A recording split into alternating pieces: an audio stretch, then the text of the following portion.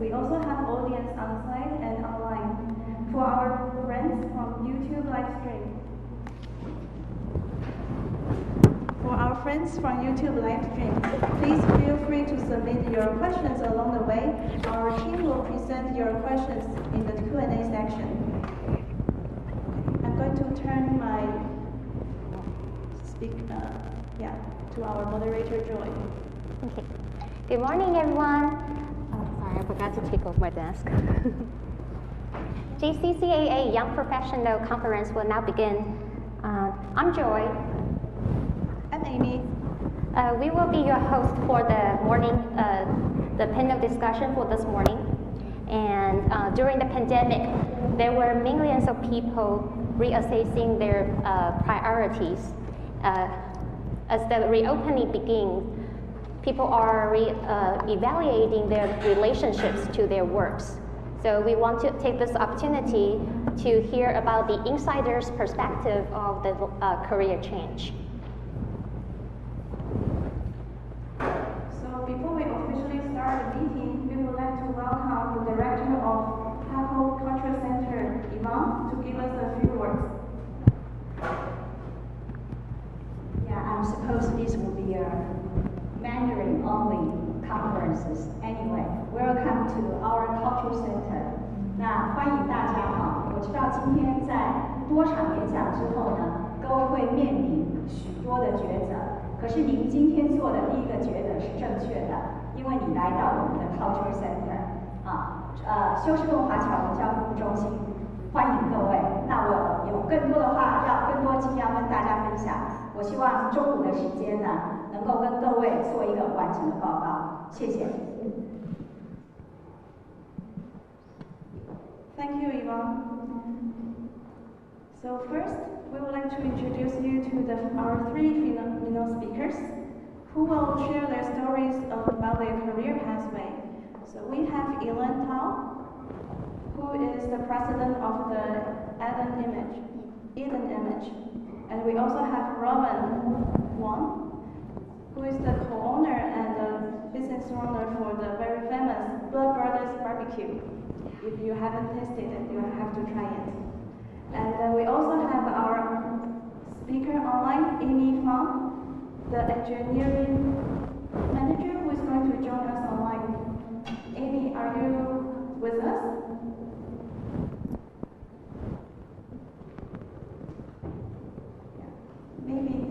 Maybe our tech support can help present Amy to everyone, so everyone can see our third speaker, Amy. Amy, can you talk? Oh yes, I can speak.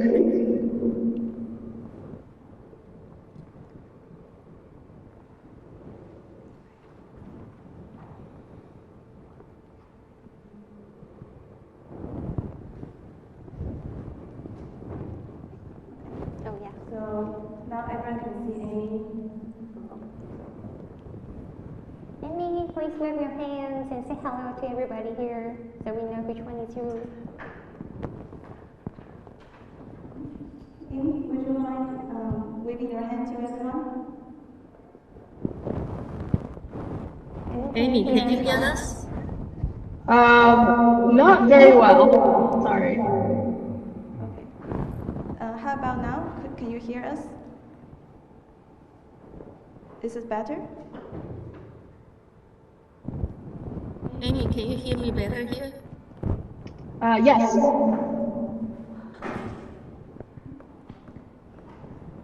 Okay. Sure, so please help working with me.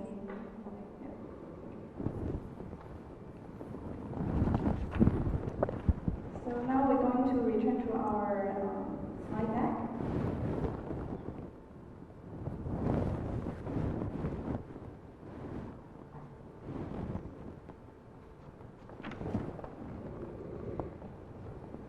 So let's give a warm welcome to our special guest today. First of all, we want to learn more about our speakers. Starting from Elaine, could you share some of your personal story with us? And these are our three phenomenal speakers today. If you couldn't see everyone's face earlier.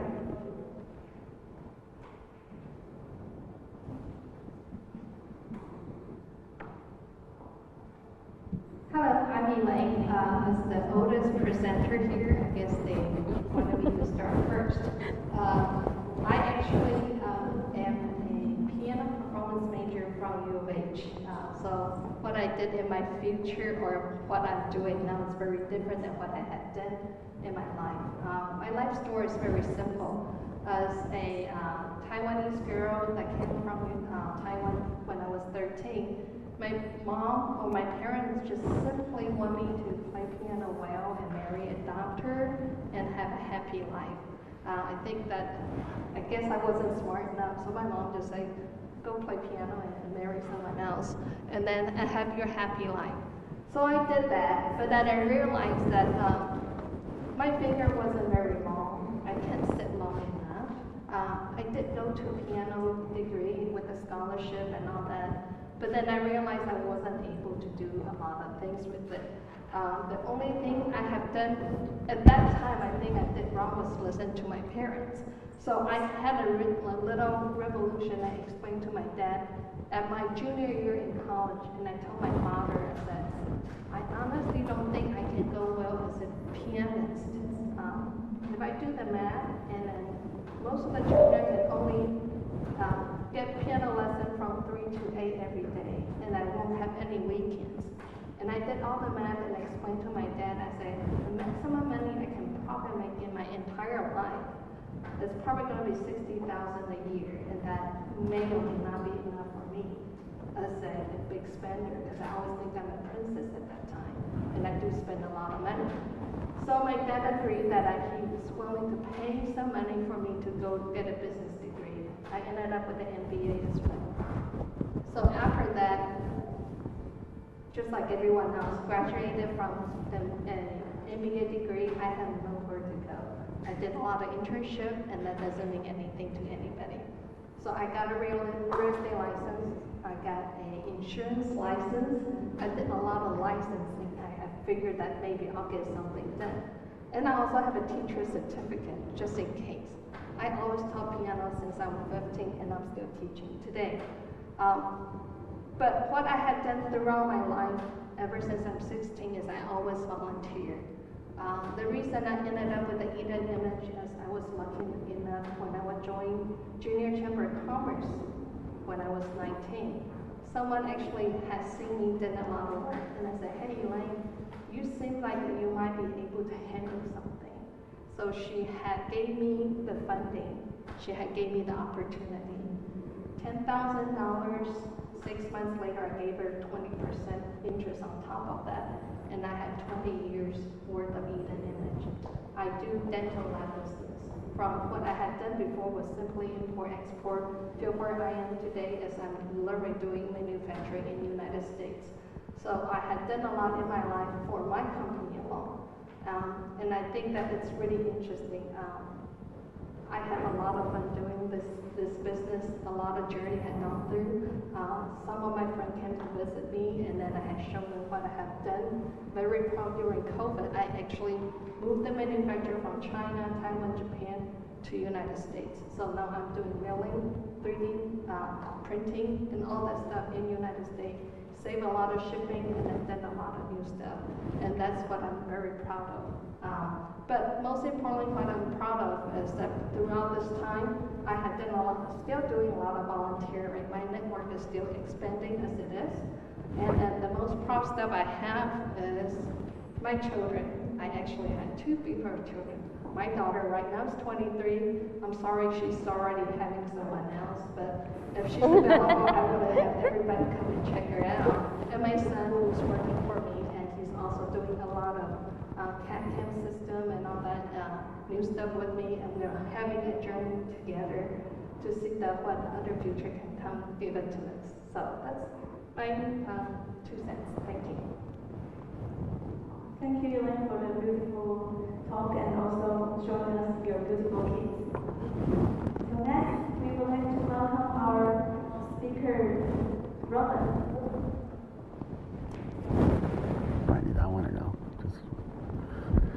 Hey guys, I'm Robin Wong. As you know, I'm the co-owner of Blood Brothers Barbecue down in Bel Air. We've been open for almost 3 years now, but it's been a long road for me to get there. If you read the bio and kind of the promo stuff, I'm a high school dropout, college dropout.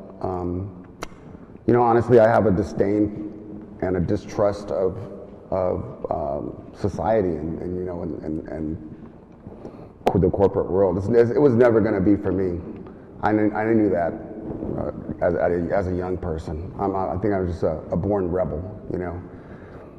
But that doesn't mean you can't succeed in society, you know. So when I started DJing, everything I've done in my life I've taught myself. I didn't go to school for any of it. So, you know, kind of a contrast to the other two speakers here. I did it pretty much on my own without any higher learning. But, you know, I got out of high school, college. We opened up a bar in Chinatown. Actually, the bar is still there. If you go there, it still says Glitter above the door, even though it's not called Glitter anymore. But it's we opened that in 2000 after I dropped out of college. We did that for 5 years. It was the best karaoke bar in Chinatown for a long time. Like I said, everything that I do, I put 100% into it, and you know, usually pretty successful. We had some issues with TABC, which is a state-run. They govern alcohol sales in the state of Texas. And they kind of targeted us, and I think they targeted a lot of Asian businesses at that time to try to shut us down. And they did. They shut us down. They tried to say that we were doing some crooked stuff, which a lot of Chinese businesses were. I mean, let's be honest. We weren't. But they pretty much shut us down, and then by the time we could have come, like barely hanging on, they dropped the case because they knew they had nothing. But it was too late for us. We had to shut it down. Got back into DJing. I taught myself graphic design, so there's some slides, yeah. That's one of my designs. I also do club promotion. So my brother and I, our last name is Wong. We have the Wong Brothers Promotion Company. We did promotions for another 5 years. I DJ'd. And then the opportunity came up to open Glitter Karaoke Part 2 in Midtown Houston. We did that. We're open there. They're still open. I sold it. But we did that for 10 years. And during that time, that's when we started doing a steak night. We did steak nights every Wednesday night with my high school buddy, Kui. And he started bringing in some barbecue. And the rest is kind of history. We did pop-ups around Houston for 7 years, and people were just like, I'm not happy only being able to have y'all's barbecue once a month. How do I get it more often? Well, the only solution to that would be to open a restaurant, which I have no restaurant experience.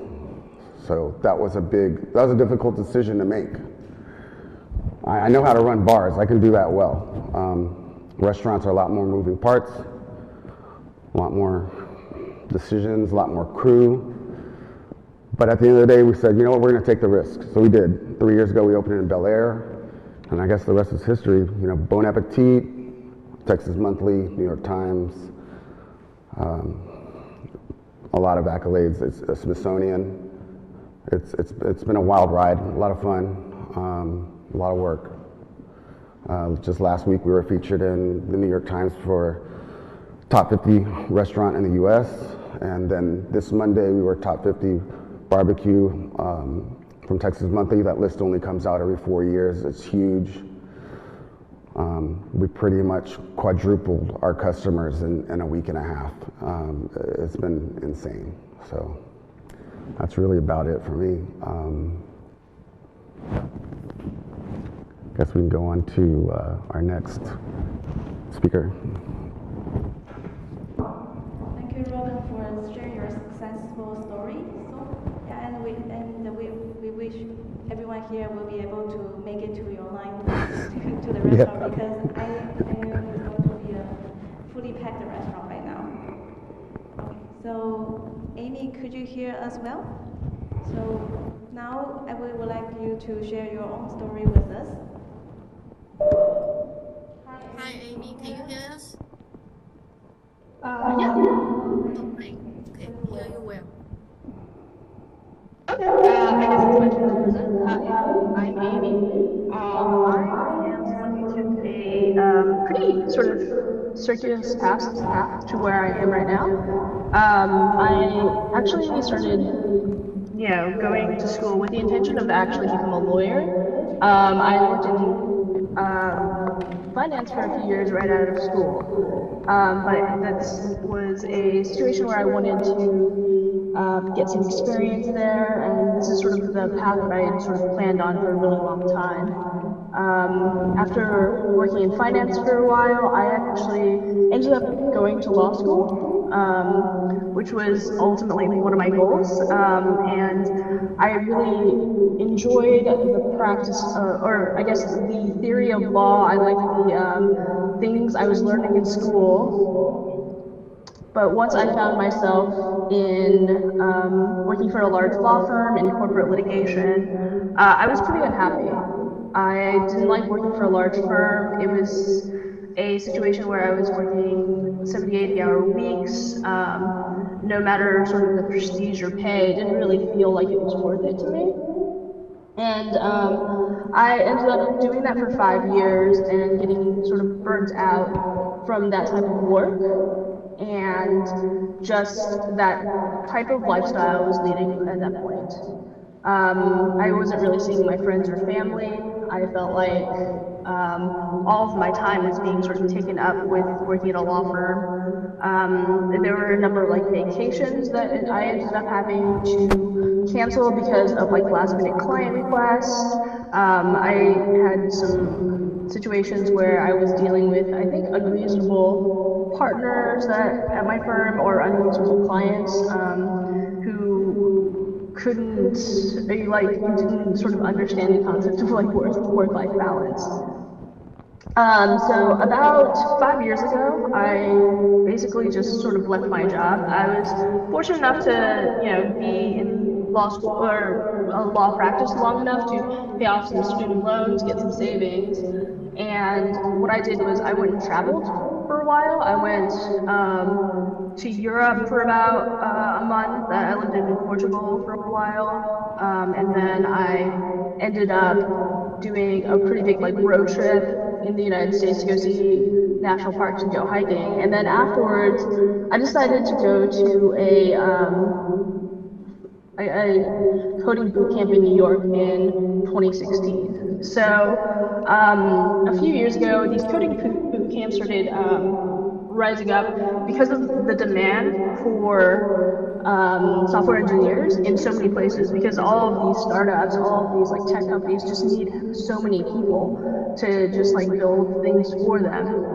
And there just wasn't enough demand. So like in places like San Francisco and New York, a lot of these coding boot camps started, and they were a pretty good pipeline in which you could get some, I guess there still are, but there are pipelines in which you can get some entry-level coding talent into a lot of places. I had some friends who went through this themselves that kind of took a similar path with me. And so having seen them get success and like sort of change their quality of life, I decided to do the same. I went to one here in New York called App Academy, and it was a 12-week sort of intensive. I was working, 60, 80 hours again, but this time it was temporary and it was really for a purpose for me. So it was 12 months of pretty like a crash course in software development. Obviously, it's not as broad as like a CS degree or something like that, but it gave me sort of enough to get my foot in the door. So about a month after that, I ended up getting hired at a startup. it was a pretty big change for me, but and I got lucky in a lot of regards that I was able to find something pretty quickly, and I was able to sort of develop from there. One of the things that helped me throughout this journey was my previous law experience and my previous experience sort of working in corporations and knowing how to be a professional person in a lot of like the startup culture, and it was I was able to make the transition pretty quickly and end up sort of in leadership positions within startups pretty quickly, which was really nice for me. And this past year, I've transitioned to engineering management. I'm now leading a team of 5 developers, building something for the startup that I actually originally started with. It is now something where, I started when there was, 10 employees, now we're at 40 and we're hoping to double in the next year. We are hoping to reach a phase where we, become a much bigger company, and we can sort of really grow what we sort of provide our clients. So right now, my typical day looks like a variety of things. I spend my mornings to stand up with my team. I take time to, sometimes I'll still code, but mostly I work with my team members on sort of structurally architectural plans and sort of creating and engineering a technical plan for what we're about to do. I spend my time in one-on-one mentorship with people, talking to them about what they're thinking about for their career paths. I do sort of the cross-functional work where I work with the product team to make sure like what they have planned makes sense for our team and we have the right resources for that. So my life has really changed since the law school, or not law school days, the law firm days, when I'm now sort of thinking work-life balance. I start every day probably around 9:30 in the morning and I'm done by 6. I have time to basically do all of the things that I didn't get to do for when I was working at a law firm. Now I travel a lot more. I've gotten to do a lot of things, and work no longer sort of dominates my life. And so it's been a really positive change for me.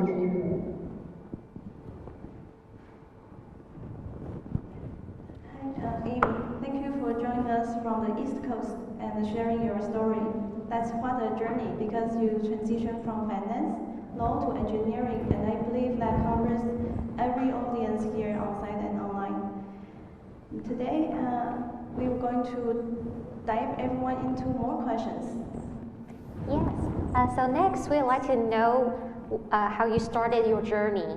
What actually inspired you to change your career path? Can you please tell us more about your most recent change? Maybe start from Glenn, please. Oh, yeah. How about let's start from Amy. Amy? Yeah, so I guess I kind of went over a little bit of that, but my most recent career change was going from an individual software engineer to becoming a manager. And that one was a little more natural than the, I guess, the previous one, which is going from law to engineering. But I decided to make that change because what really inspires me is seeing a team succeed as opposed to like individuals. And I think I really sort of value the idea of teamwork and being able to work with all of the parts to really create something really new and exciting for like we can add the team and do more than just like an individual. And then that's very similar to what I was looking for my career after law. I wanted somewhere where you can really build something, because when it came to law, it felt a little like all the things that we were doing were sort of taking away a value. We were like a line item within like a big organization, particularly in the practice of litigation, there are always sort of zero-sum games. But when I was trying to decide what to do after for my post-law career, I sort of took a look at like what really inspired me, and the things was like the idea of like creating something, the idea of being able to build something with my own skills, and the idea of being able to like own something from sort of front to end. And my dad is a software engineer, and he actually suggested this career path for me. So he sort of ended up guiding me this way.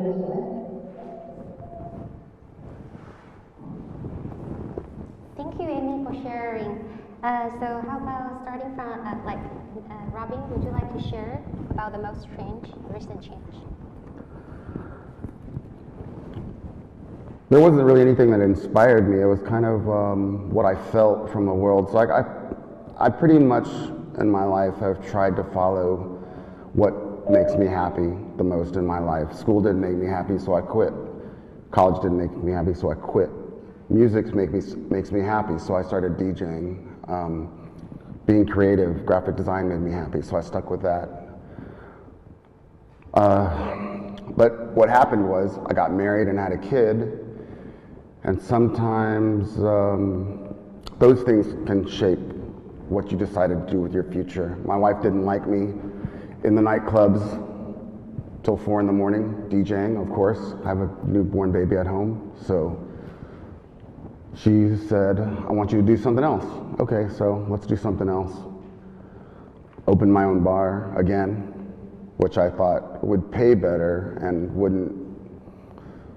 I wouldn't have to be out as late, which was absolutely stupid. But I did that for 5 years, and she didn't like that either. So when the opportunity came up to open a restaurant, I thought, okay, well, here's a daytime job that I can do that I enjoy. And so that's where we are now. You know, it's working out great. I'm still not home very much at all, but at least I'm not out until 4 in the morning. I'm probably getting home at 8 o'clock at night when my kids are going to sleep.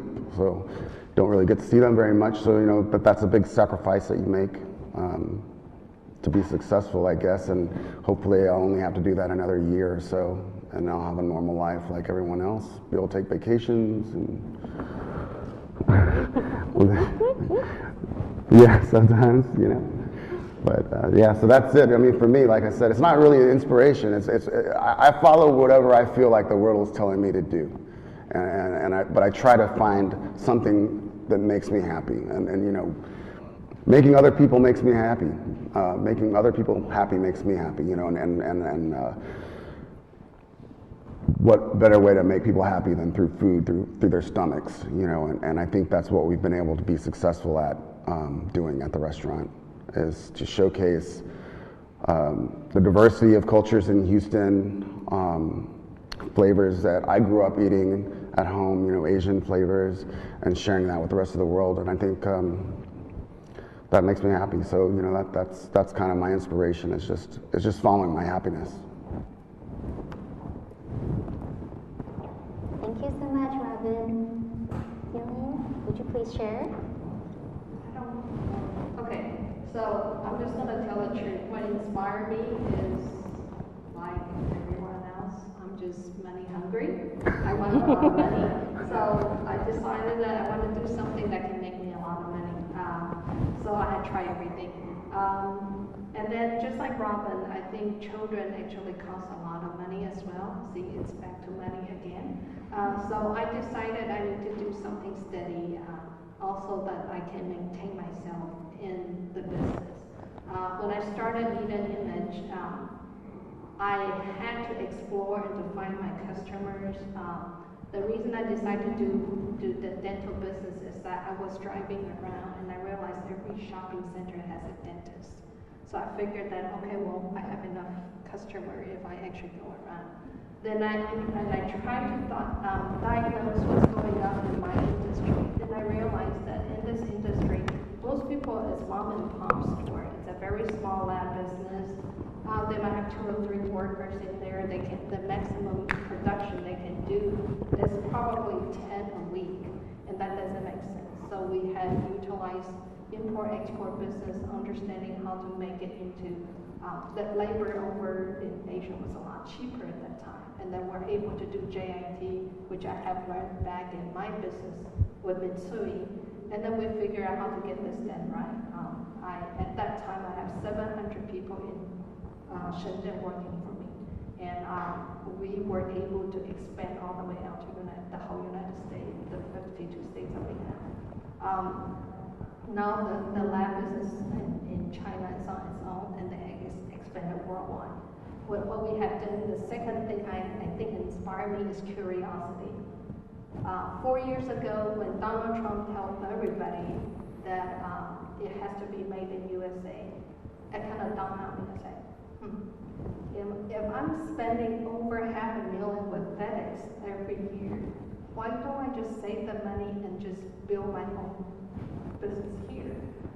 With what we had done, we have reduced from 700 people working in China down to only 35 in China, and we have 7 here, and we're doing the same production. And what we had done is that we had figured out how to do a lot of new things. The doctor no longer have to take impression from your mouth. They just scan and then digitally scan and send it to us. That will reduce a lot of time. When I am sleeping, before it was that when I was sleeping, China was working with the person making it for me. Now when I'm sleeping or when I'm talking to, I've already been in my office since 8 o'clock this morning.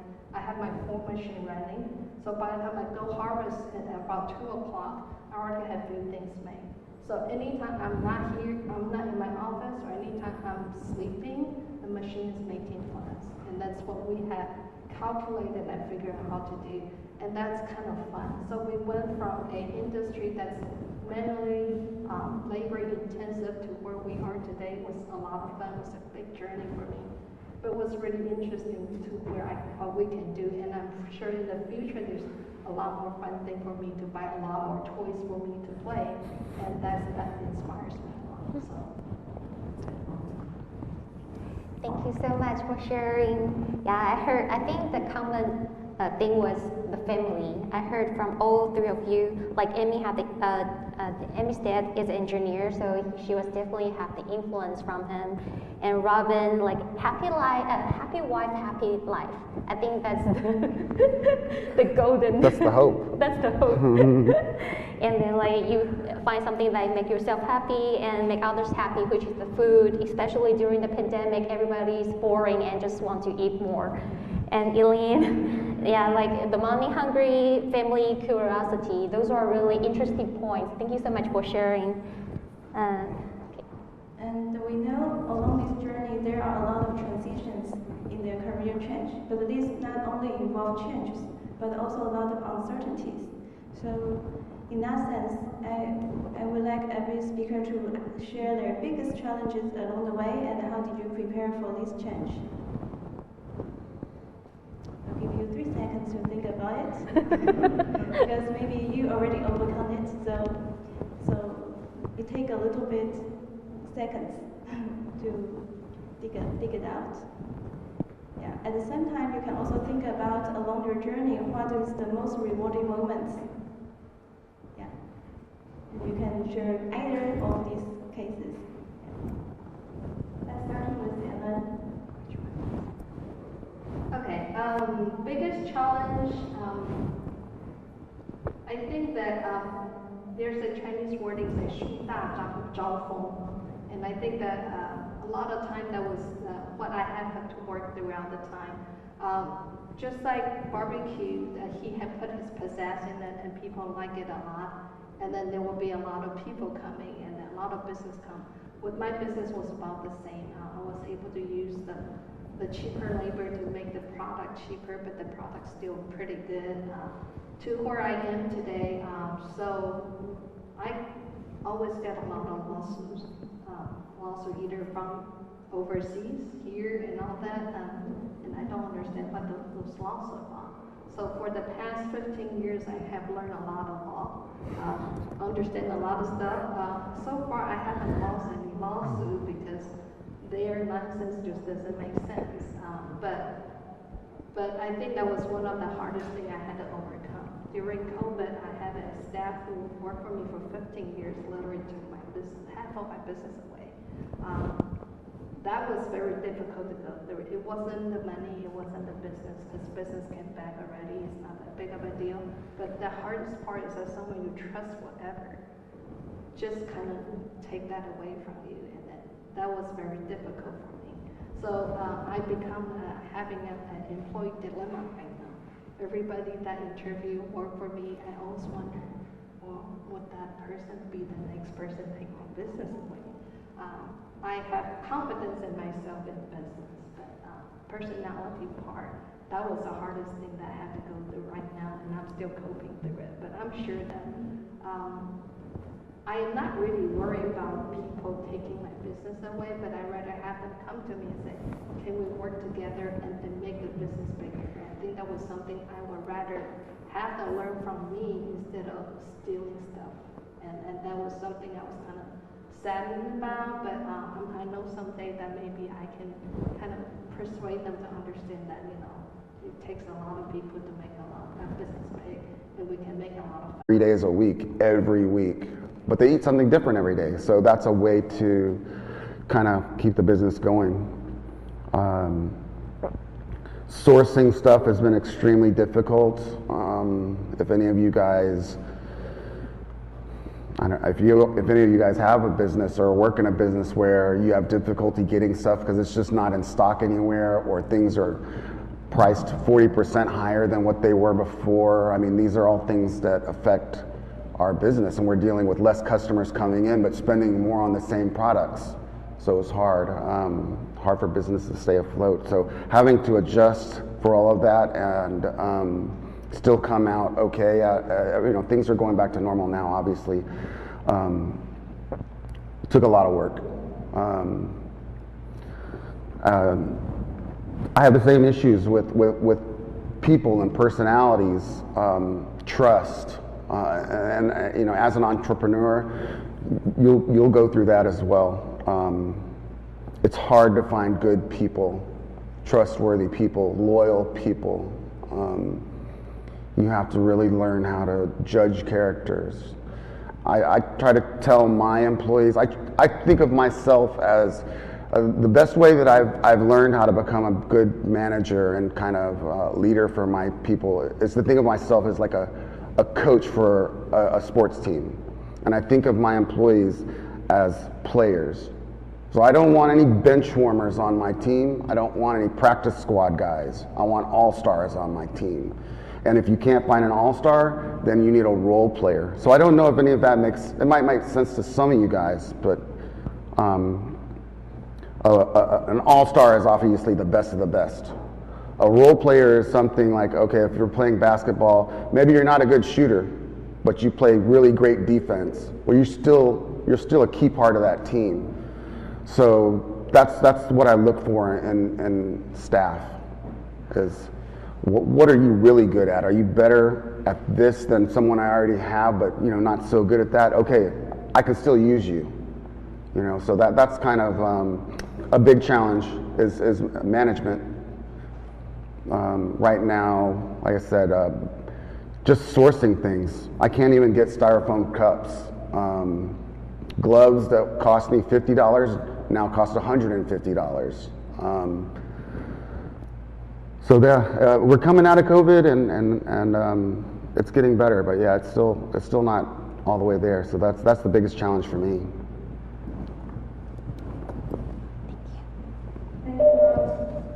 Thank you, Robin. So how about Amy? Are you with us? Would you like to share your biggest challenge and also your fulfilling moments? Hi, Amy. Amy. Oh, Can you hear us? Yeah, could you share? Yeah, can you repeat the question? I can't hear much of the conversation. Yeah, so the question is, can you hear me now? No. Not really. It's easy. What was your biggest challenge? So biggest challenge, changing over here. I would say, for me, some of it was dealing with my family's disappointment.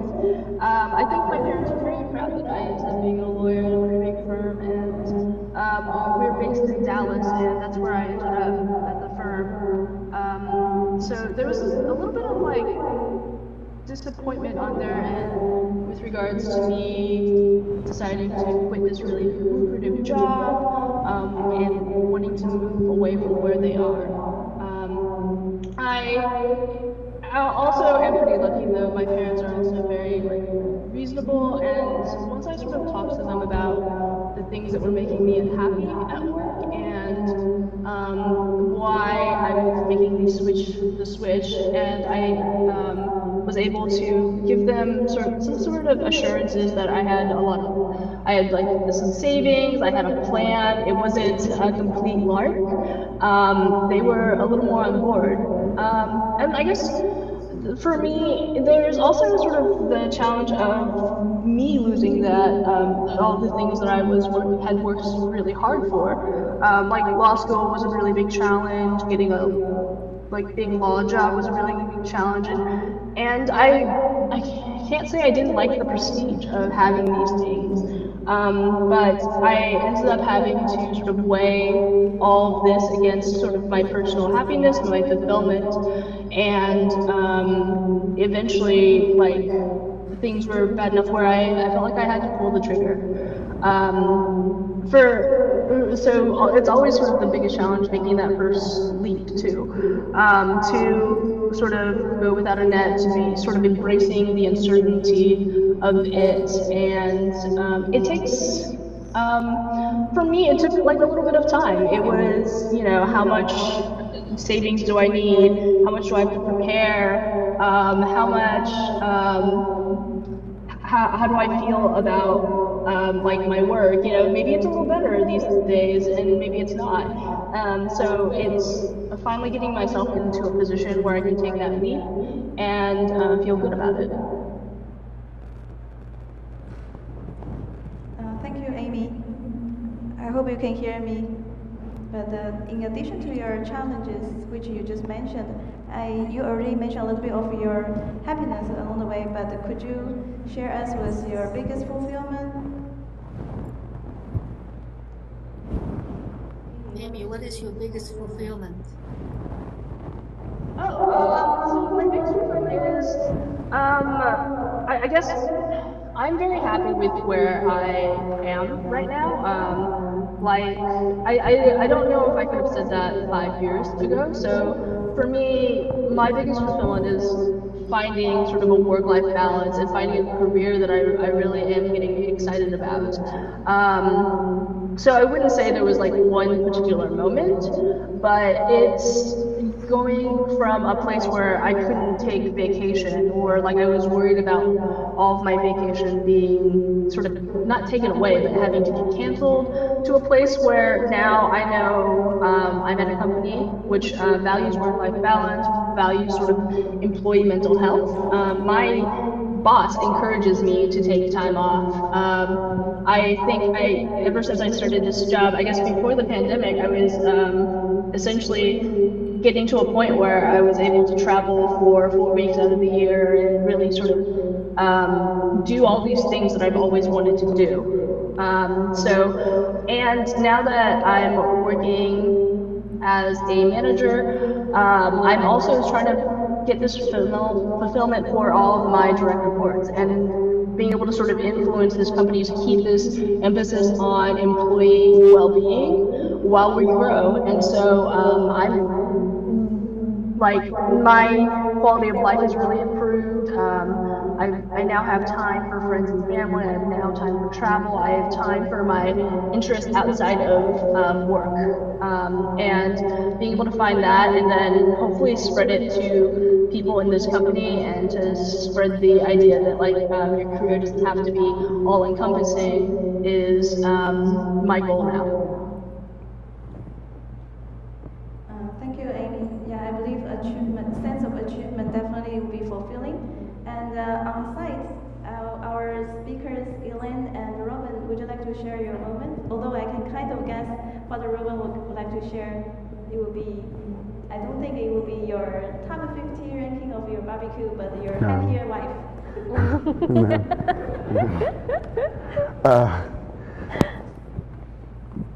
Fulfillment? No. I think for me personally, I think it's that I finally have respect, and that to me that's very important. You know, I'm ABC, so growing up, born here in Houston. Growing up, too American for most of my Chinese friends, too Chinese for most of my American friends. So you don't really fit in anywhere. I think that's probably why I kind of grew up with a chip on my shoulder. You know, you grow up, and you know, I think all of you probably have experienced this kind of whole Chinese guilt that you have. You know, like your parents put it on you, like you're not good enough, or what you're doing, you know, what you're doing isn't right. But hey, at the end of the day, I think most of us are become pretty successful, so maybe it works. I don't know. I mean, I always say like, well, I'm not going to do that to my kids, and then sure enough, I find myself doing it too. I don't, you know, I think it's something in our blood. I have no idea. But right? I mean, I don't know. But hey, you know, it works, right? I guess maybe that's why we keep doing it. But yeah. So over the years, doing the things that I do, you know, I was always pretty good, but never really got the respect that I get now for the restaurant. And I think it's also because a lot of people understand that I do more things than just cook. I do more things than just run the restaurant. You know, I handle all of our graphic design. I do all of our PR work. People are like, man, who does your PR? I see you everywhere. Like, well, I do. It's a lot of work. So for me, the most fulfilling thing is that I'm finally getting respected for the work that I'm doing and the success that I have. And people understand that it didn't happen overnight. It took a lot of work. So for me, that's been the most fulfilling thing. Thank you, Roman. So how about Elaine? Well, mine's pretty simple. I The think bank account. my most fulfillment is learn how to say no. I think that all my life I always try. Everybody asks me, like, can you do this?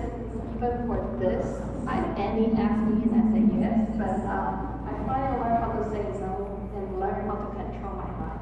I think that time management, different type of management, to me, I kind of learned enough stuff that I understand how to control my life. And that's, to me, is the most fulfilling thing. I learned how to be friends with people I like and people I don't like. And that those, you know, black and white stuff is very hard to learn. I think it's a life lesson for everyone, but I think I'm getting to the point I learned how to control it and do different things that way, and I think that's my most fulfillment. I have time for my children, time for my parents, time for business, time for friends, and that's something I'm really happy about. That's my fulfillment. So.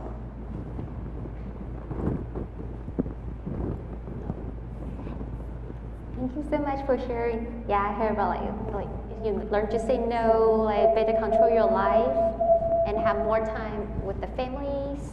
And to Robin, it's the respect, especially for, like I heard about like the Asian bamboo ceiling. That's hard to. I don't know whether you heard about that terminology, but it's just it's a different culture to blend in, and the uncertainty that Amy encountered, and she has the better work life right now. So next, in today's world, networking has become a necessity, yet it can be overwhelming to a lot of us. So how do you usually maintain and build your network? And can you please share some insights on the top 3 do's and don'ts? And how do you promote your personal brand? So maybe you can start from Robin, who thinks you had experience in PR work, so you know more about the promotion. Please. If you really want to build your own business, promotion is endless. You wake up in the morning and you go to bed every morning, and it's always something you do. I don't have as much of a separation like Elaine. Like I'm when I wake up and I'm in the bathroom, I'm on my phone. When I'm driving home, I'm on my phone.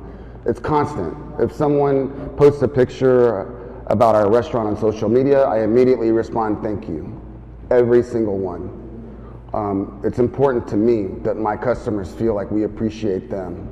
And networking, I'm constantly networking. If I'm out and someone walks up to me, I always look at the people that you meet are opportunities. Whether or not you take advantage of it now or 3 years down the line, you got that contact. They know who you are, you know who they are, you know what they do.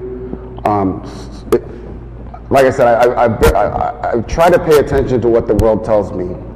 So I don't believe that anything is chance. I believe that there's always a reason for something, and one day you'll find it, the reason. May not be this year, may not be next year.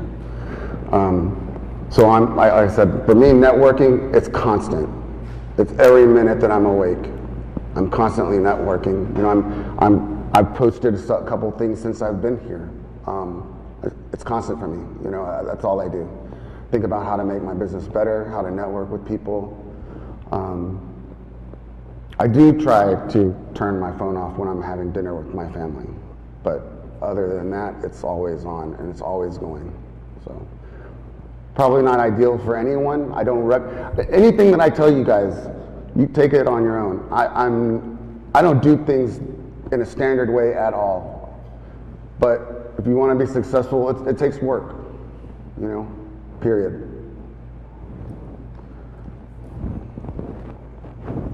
Thank you, Robin. It sounds like a non-stop working. How about Elaine? Can you please share? Well, Robin, your business is only the third year, right? Mm-hmm. So that's what it is. My business is 20 years. So my stuff and your stuff is a little different. I think when I started my business, it's the same. Yeah. I mean, I thank God that I have hyperthyroidism when I started my business, so I don't have to sleep a lot. I only sleep about 3 hours a day, and I'm bored all the time, I think. And in the evening, middle of the night, when my kids are sleeping, I'm not breastfeeding, then I'm like on my paperwork all day long. And then in the mornings, I'm running my business. I'm showing everybody. I'm visiting every single shopping center, seeing the doctors. By year 6, I was traveling around the country. So I leave on Wednesday. I don't come home until Sunday. I don't see my kids at all because I'm traveling everywhere. By year 10, I was traveling around the world, so I see my kids even less. So I actually have an empty spot for about 7 years that I don't know how my kids grew up. My parents took care of my kids. And that's when I started Kimball Learning Center, which is a nonprofit music school. 11 years ago, I said, well, I need to walk myself down, because if I miss that, then I don't know how my kids grow up. So I think from middle school on, for my daughter, 6th grade all the way, now she graduated from college, I'm always here for them. I hire salespeople to go out to run the sales. But it takes time, it takes money, it takes a lot of things to get where we are. So you're at work when I started my business, that you just have to help me do it. The way I do the networking is, I'm much older than Robin, so he can do the Instagram, he can do the Facebook. I do not invite my friends. I only have 300 friends in Facebook, and I have about 700 people asking me to be friends, and I never let them in just because I don't really care about sharing my life. And my business is it's old business, a closed business. So it's all by word of mouth. The doctor actually tell other doctors to come use me. So I never had to go out to do my sales ever since year 3. The reason I was doing like international business and all that is I was selling intraoral camera, now I'm doing intraoral scanner. So it's a different type of business I'm running. It's a different type of equipment I'm doing that I need to be out there. I have to talk to FDA, I have to talk to ISO and stuff like that. That's because it was all different type of variety of business I am in. But when you get to a level where you are, then people come to you, then you don't have to do anything. So it's a little different. Yeah. Robin is at the beginning. doing what he's supposed to do, so he's gonna be number one someday, and people will come to him. Trust me, that quadruple is nothing. By the time you're year 6, you're sitting in your house happy, Yeah. your money, counting your money. So I think that's how I do my networking. Is that you do need to work like endless at the beginning. For people like us, we don't have a doctor's degree or a PhD and all that. I always said that if we don't have enough IQ, EQ is very important, and you just have to do a lot, and then your time becomes something you're making up for the study time. You just have to work your ass off. So I think that's how I do my networking. And believe it or not, my networking started from here, Culture Center here. When I was 16, I was doing, there was a Chinese orchestra. I started right here, and I'm still friends with a lot of people sitting here.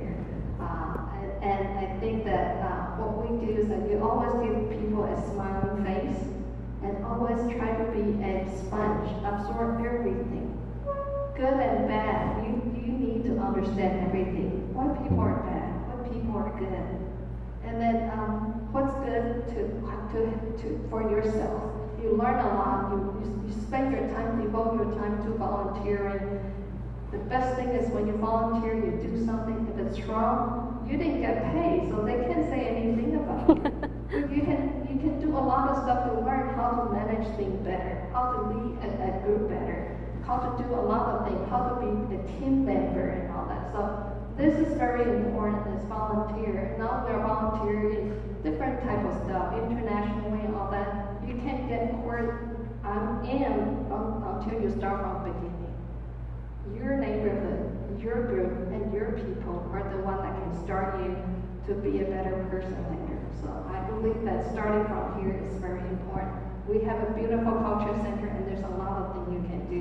And by the time, if you have time, I will introduce you to my gallery later too. It's a beautiful gallery there. Thank you. Thank you, Elaine. How about Emmy? Emmy, can you hear us? Amy, can you hear us? Can you share how you build and maintain your network? Also, personal brand and networking tips and else. Okay, yeah, so I am notoriously bad at networking, but I really had to do this when I wanted to switch careers, particularly coming out of a boot camp. There's a lot of boot camps in New York, and so there's a lot of people getting into the market, and networking was how I differentiated myself. One of the first networks I built were the people who were in the boot camp with me. They were all, entry-level software developers, but I've maintained my contact with them, and they will refer people if their company is looking for something. They'll really sort of keep in contact. So like the best network you can immediately build are your friends, even if you're like really needing to get in somewhere. But if you're sort of thinking long term, your coworkers, your friends, your people at your level initially is going to be the strongest network that you build, because people are going to be moved. People aren't going to stay at that level forever. This is something I saw even when I was practicing at the law firm. I had friends who ended up going in-house counsel, and so that was a network that I was able to build. I had friends going all over to different firms and like ending up referring clients to my firm that had better expertise in certain areas. So there's something to be said about your current network and like the friends that you have, the people you know in college, the people who you're currently working with. But when it came to like trying to build a network in New York, when I like just moved here and was starting a new industry, I immediately, after I got through the boot camp, I ended up going to a lot of meetup groups, particularly in like tech. So there are a lot of meetup groups here in New York where it's like people who specialize in certain languages. There's like a JavaScript network. There's a React, which is like even a subset of JavaScript sort of network. And you sort of just take those opportunities, introduce yourself. talk to the speakers, ask questions. A lot of it is just sort of making those contacts. I would end up going to these meetups, have like a list of emails, and then I sometimes would email people just like, hey, this is how it's going, but a lot of times I would keep in contact with them by like finding an article that I think they would enjoy or something like that. I did this even when I was a lawyer, where I would just like take a look at sort of my firm's like legal publications and just say, hey, I was sort of thinking about you, and this came up. I think it might be something you're interested in. So it doesn't have to be like that initial like asking something of someone. A lot of it is just keeping you in mind, so that when they are looking for someone who does this, your name is the first thing that comes up. It's not about, I think everyone sort of thinks of networking as like getting connections to ask for something from someone, but I think it's healthier to just make connections overall, and it's about sort of reminding people that this is what you do, and this is how you could potentially help them in the future here, and sort of maintaining that connections. And for me, I don't really think too much about a personal brand. I think I probably should a little harder, but I think, don't forget, like I said, your network is the one that you're already making. Like, you're here at this event, you know these people. They may not be in a position to help you in the future, like right now, but like who knows in the future. Just like a broader set of connections, and it doesn't have to immediately go anywhere. It doesn't have to have like an end result right now. It's about building those contacts, actually building personal friendships, and that's sort of the strongest network you'll ever have. Thank you so much, Amy. Yeah, it sounds like the opportunity is everywhere, and we have to constantly making the network, like through the friendship, or even just like at the college, the strangers that you met on the road, or whenever you volunteer at the events, you feel free to speak with the speakers, or get to know people and remind people what you do. Yes. So. Yeah, I totally agree. Just like a highlight of each speaker's takeaway, like Amy said, it's important to keep in touch with people, especially to let the person keeping yourself in mind, so they can see of you whenever needed. So in that way, you will build a successful network. And like Robin said, always be appreciated. When someone gives you a favor, that's not worth it. So that's very important. And like Elaine just mentioned, it's actually you mentioned too many points. But sorry, I think we have a naughty mic.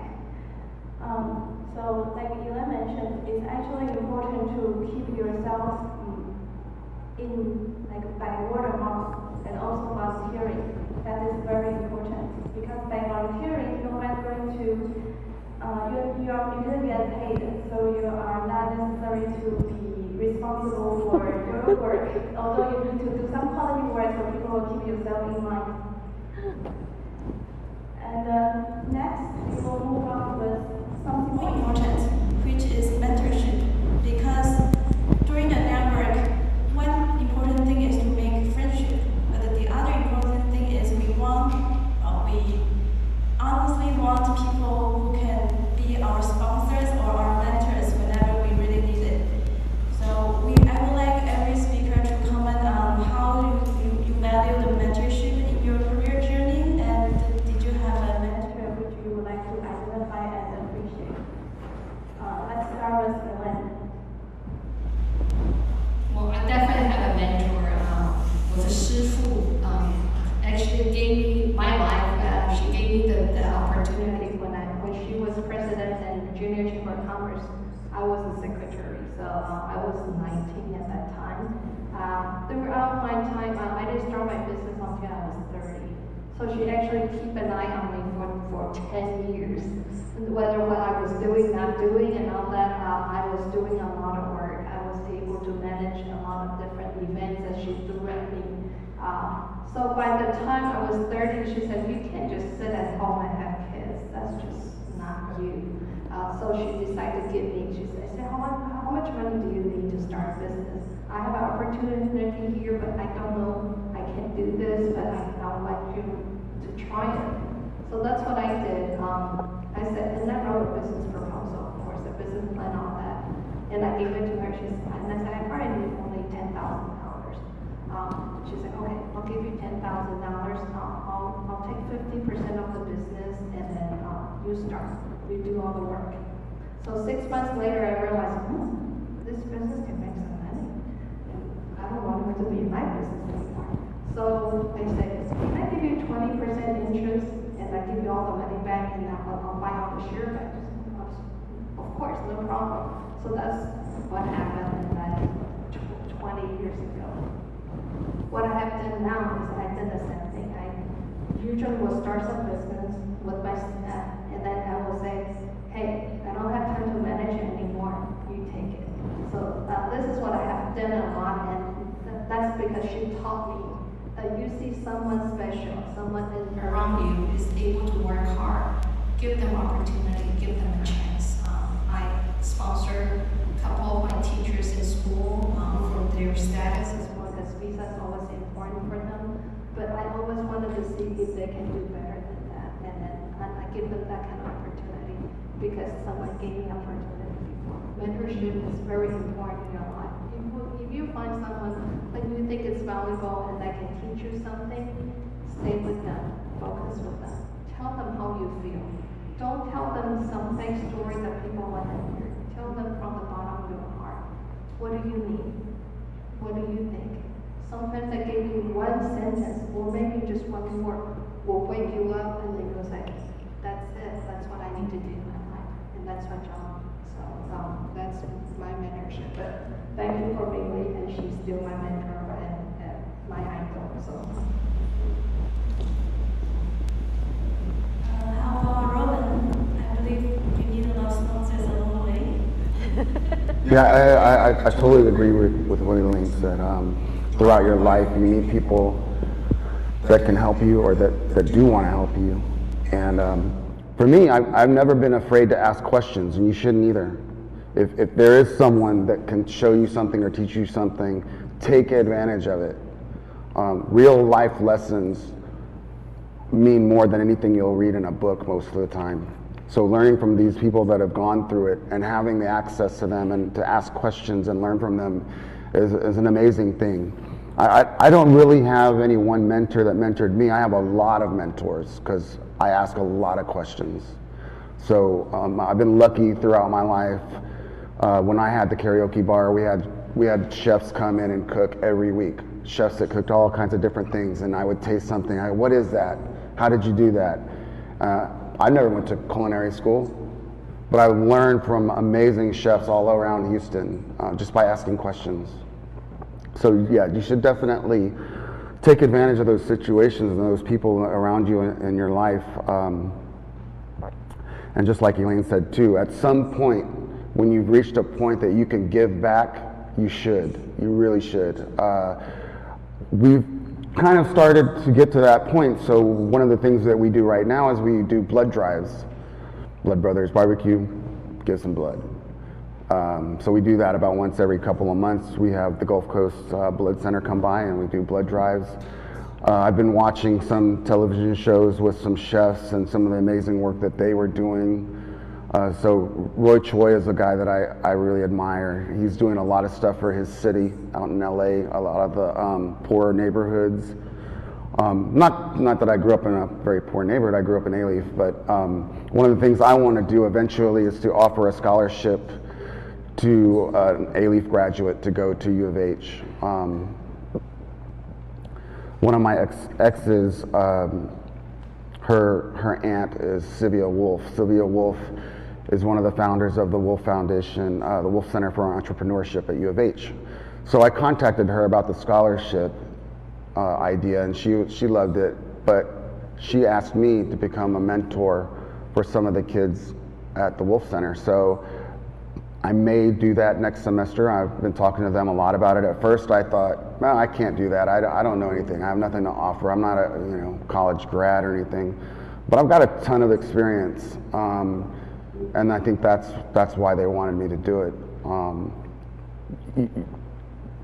Being a mentor,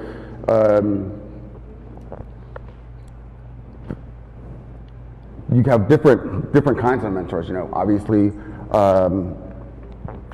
you have more like a business, more. It's not like.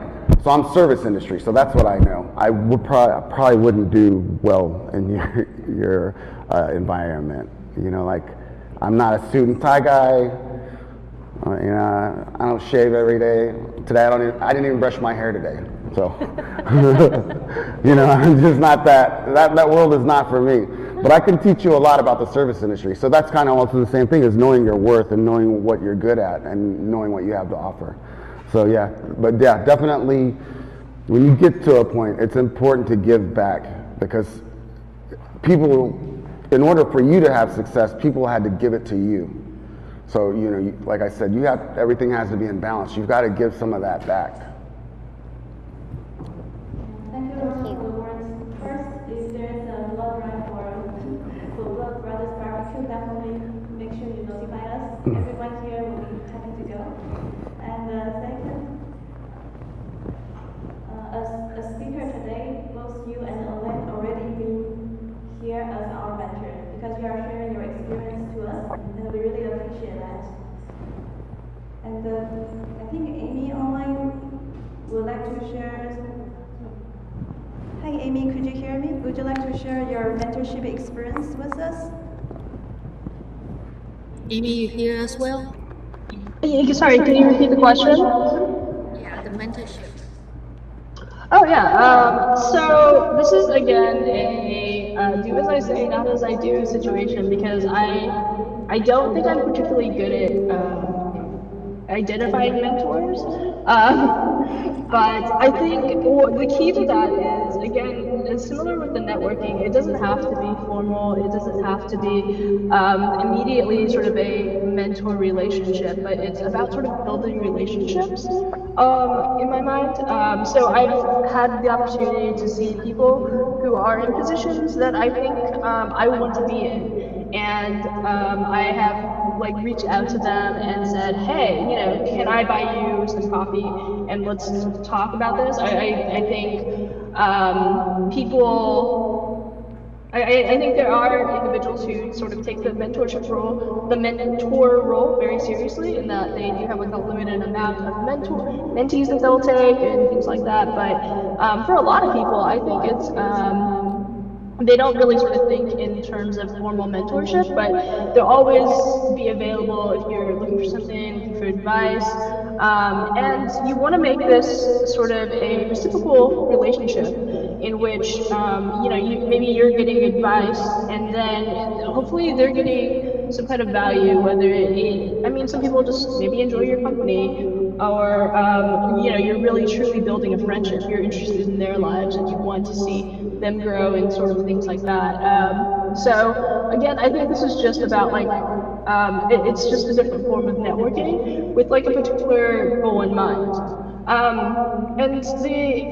When I sort of serve as a mentor, I think there's a lot of opportunities out there, particularly with a group of people who are very professional and pretty in a good place in their careers. But I try to proactively reach out to a lot of organizations. I'm involved in one organization here called Pursuit that specializes in getting people who are non-traditional tech workers into tech.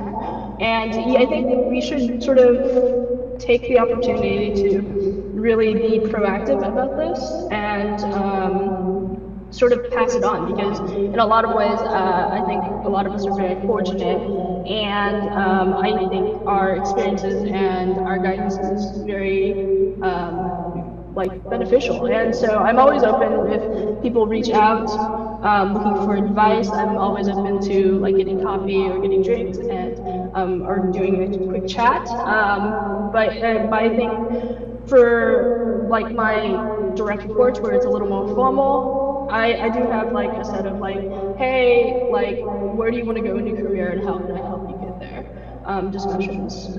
So a lot of it is very dependent on the relationship, but I think mentorship, not unlike networking, is about sort of building these relationships. You don't have to formally call them mentorship or anything, but it has to be reciprocal, and it has to be things that you know, it has to be sort of two-sided. It has to be a give and take here. So I guess that's my take on mentorship. I've been very fortunate that like a lot of people I've met in New York are sort of in the tech industry, and I've been able to ask questions of people and make friends who are in positions I want to be, make friends who are like starting their own startups and things like that. So for me, it's a focus on relationships, not a particular mentor situation, but whatever you sort of need is, and how how the other person wants to frame it is probably, should be sort of how you sort of dictate how this relationship goes. Thank you, Amy. And I believe Amy bring a very important highlight, that is, in order to identify your potential mentors, you need to stay proactive. And I know it's very difficult to find opportunities to identify mentors. And luckily, JCCA has a mentorship program where most of you here on site, you will have the opportunities to interact with our mentorship committee members in the icebreaker section. And please take advantage of these opportunities. And if you are the online audience, you can check out the JCCA Facebook for our upcoming mentorship program. And for people here, I know after all these stories, everyone has some questions in your mind. And we are close to our end of this section, so we want to save 10 minutes for Q&A. And for whoever have questions online, please list your questions, and our facilitator will come to present your questions for you. And for our audience on site, please come to the front and ask your questions.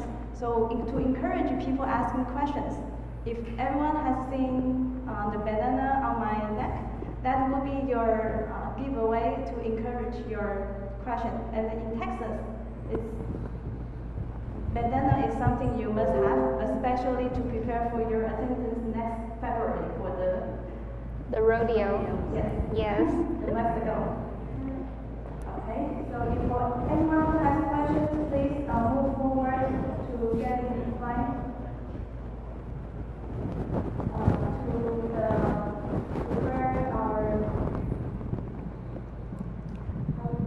And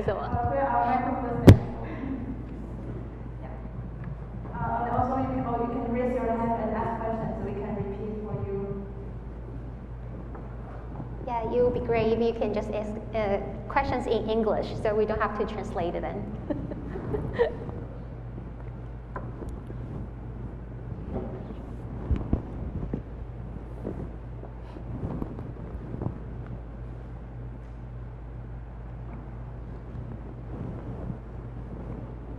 Oh, thank you so much. Please come forward to the microphone if you could, please.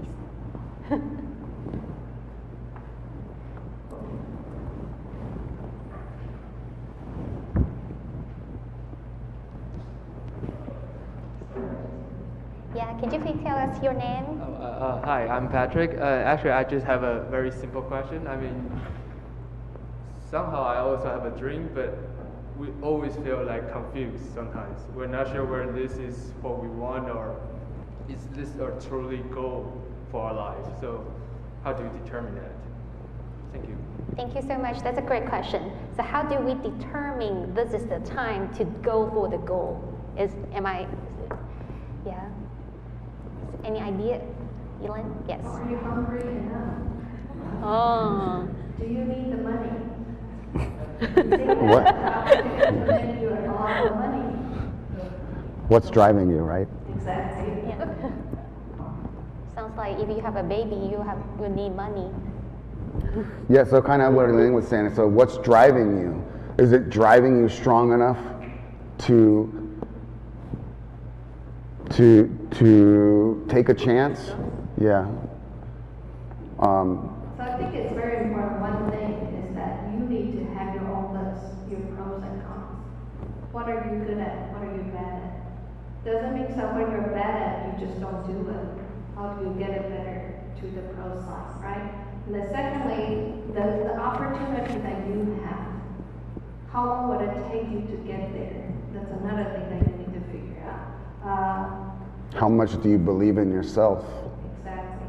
So there's this thing called, so I watch a lot of soap. There's a soap called 延禧攻略. Okay. 并非自己本身, she's calculated risk. You gotta know that if you know how to get there, you need to plan everything. Nobody can reach that goal in one step. It takes a lot of time, a lot of calculation. Calculated risk is very important. So first thing is to figure out, are you good at it? How much money does it take you to get it? Get to the goal that you want to be.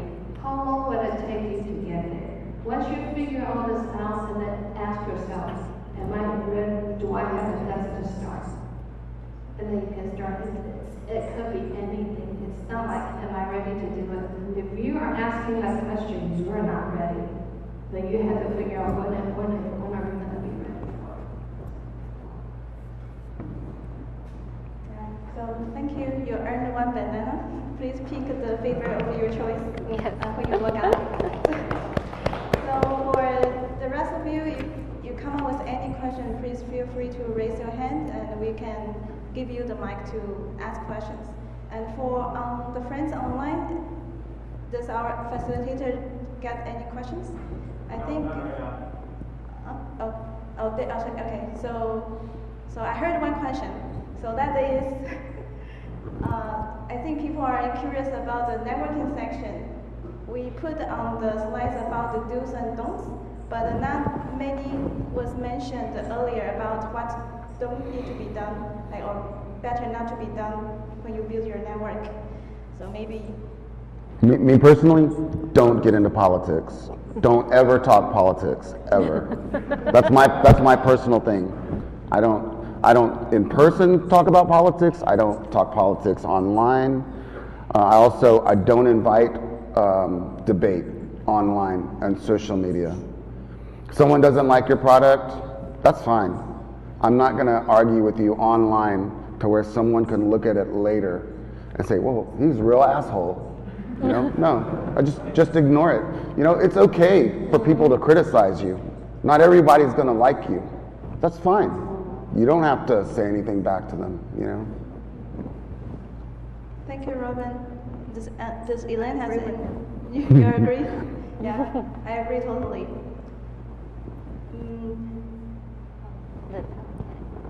I'm not sure if Amy online can hear as well. So, Amy? Yeah, no. but I believe Catherine will take us for Amy if she wants to answer some questions. Yeah. About the top What do's and don'ts for building the network. Hey Amy, can you hear us? What better not to do to building your networks? And earlier we had another question about how to seize the opportunity and when is the best time to go for it. Oh, sorry. Can you repeat that? Yes, we can hear you well. What's the do's and don'ts Do's and don'ts for what? for networks? For networking, I would say, I guess I repeat what I said a little more. I just making sure that when you network, it doesn't feel like you're seeking people out for a particular reason. I think the strongest networks are the ones where it comes organically, where you're just seeking to make friends, you're seeking to make connections, and you know, even if someone is not immediately like, in a position to help you, it doesn't mean they won't be in the future. Just, I think networking is a sort of a long-term game, and so just take the long view of things, and allow people to network with you too. People are sort of seeking connections, particularly people who are new to the industry. You don't know where they're going to end up, and so take sort of a broad view of who you connect with. So I guess those are sort of my do's and don'ts. Thank you, Amy. When you go for your different career change, how did you know when is the timing to take it and seize that opportunity?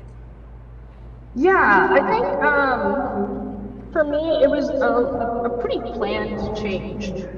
For me, it was a matter of feeling confident in the amount of like savings I had. It was a little bit like because I was with my change from law to engineering. It was about like I wanted to take some time off, and I wanted to travel, and I wanted to go to certain places at a certain time of year. The lease on my apartment was up, and so there was like almost a confluence of like timing for me.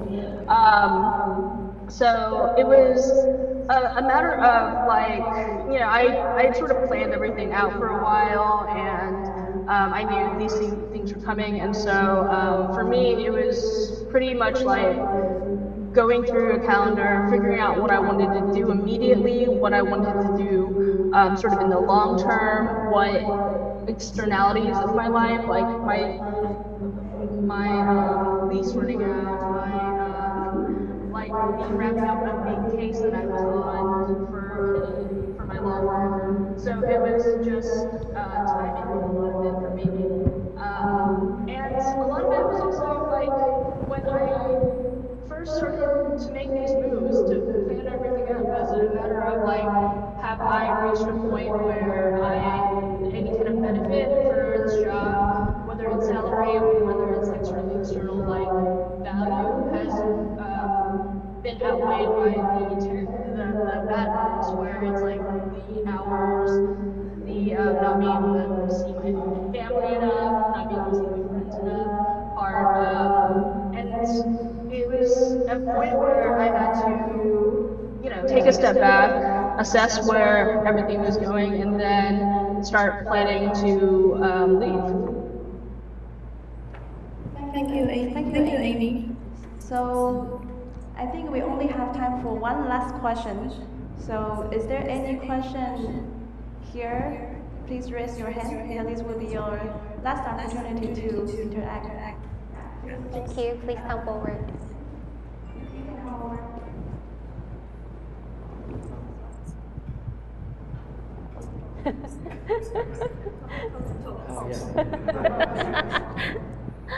So, when it comes to recruiting new people for the employee, what is the most important feature or the characteristic that you will be considering? What's your name? My name is Martin. Thank you. So when you hire the new people, which are the qualities that you value the most? This is a very important question for everyone here, because it's important for everyone to know how does the employer think about when you are recruiting someone, and also for Amy, since you have both roles in the recent years, you can also share your experience later. And let's start with Ellen and Robin. Maybe Robin, are you ready? Or? Well, okay, first of all, when I read the resume, if it looks too good to be true, it's probably not true. So a lot of times when you're writing something so fancy, then I'm looking at, okay, what's the point? When you come into interview, you're gonna understand. Presenting yourself well is good.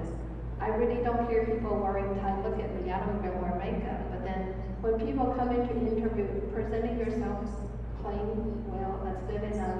Secondly, don't write too much in your resume to say how wonderful you are. but actually writing down stuff what you have done and what you have learned from your previous job is very important. If you don't have a job experience, if you're only in school, write down what you have done besides in school. There's a lot of, like I mentioned, volunteer works or any kind of organization you join, because we're looking at what you have learned outside of school. How can you manage your time better? And that's very important. So there's no point to write down, my GPA is 4.0. Okay, that's fine.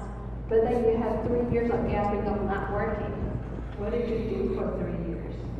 Oh, I'm just interviewing every single day. I mean, your mom might ask you the same question too. So always give the resume to your mother. Your mother will tell you this is right and this is wrong. Don't be shy. If you're shy of letting your mother see your resume, then you don't have a good resume. So try that first and then go on to next.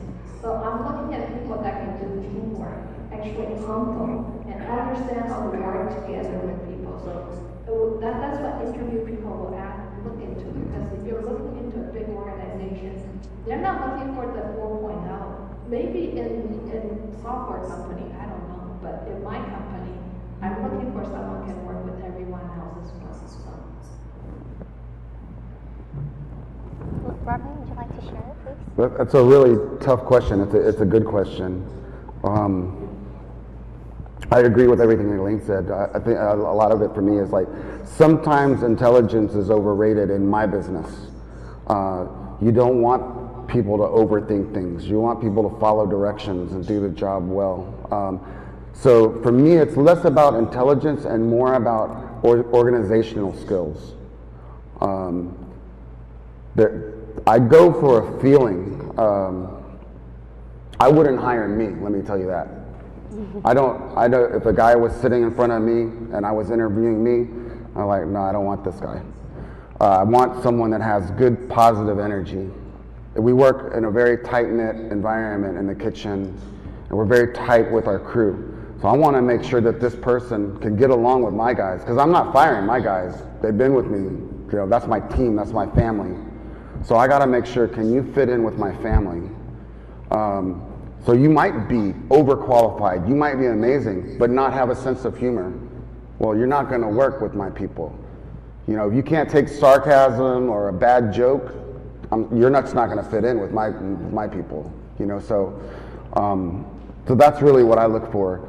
You got to be organized. You got to have a positive attitude, and you know, if you're willing to learn, I can teach you anything.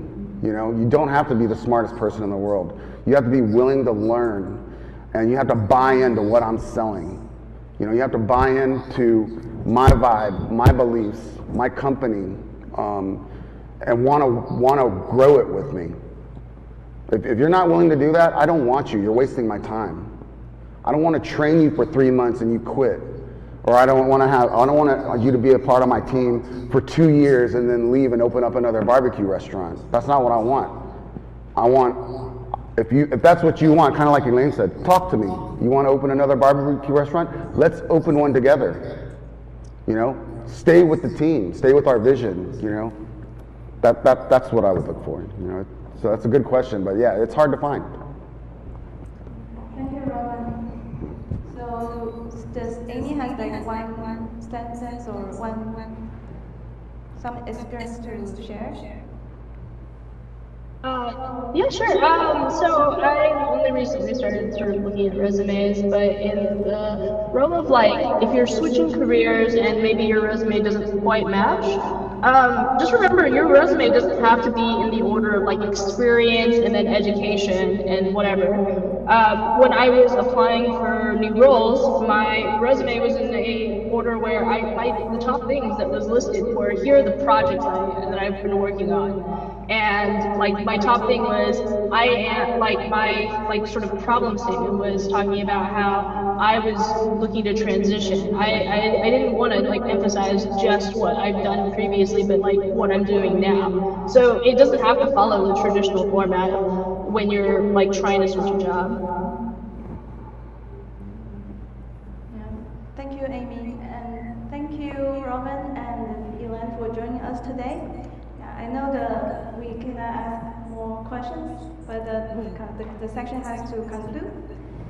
And for everyone here, we hope everyone have enjoyed their stories and also learned the takeaways, which include you need to have the guts to try and transform, like everyone here has mentioned, and also most importantly, for every change it's important to have fun in your career, so you can enjoy it and keep it along the way.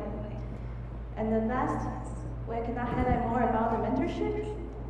So in the next section, we're going to start the icebreaker section, where we're going to divide everyone on site into 3 groups based on your profession. And these group leaders are the community members for our mentorship program, and I'm going to have them stand up to show everyone. So first we have the biomedical group lead. Please stand. Yeah, so you can see it in your back. She wears the red bandana. And yeah. And the second, we have the group lead for the engineering group. Please stand up. Okay, we have 2 very in green. One didn't wear, but both of them are in the gray shirts, so easy to identify. And in the third group, we have people in the entrepreneurship and all the rest. So he also likes green. So it's different kind of green, bright green. Yeah. So please find one of the group to join. And we hope you join the interaction and the social. Yes. So again, sorry. And then in the very end, let's thank our speakers with a big warm applause.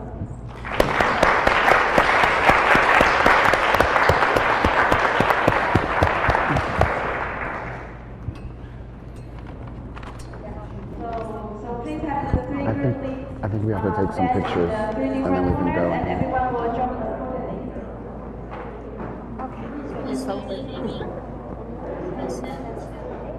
Thank you so much for joining us. I'm not sure if you hear about the vegan post. Thank you. Yeah.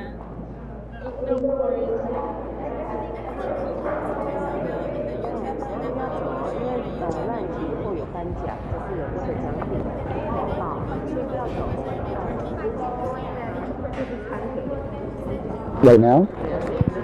Okay. Yeah, I got time.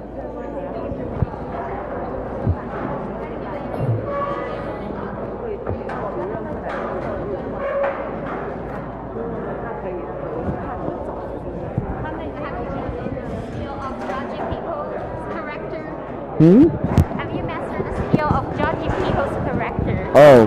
Yeah, I think this is something that takes experience and time and meeting so many people, and It takes a little time. it takes a little time. Take these off? Yeah, yes, please. Oh. Would you mind?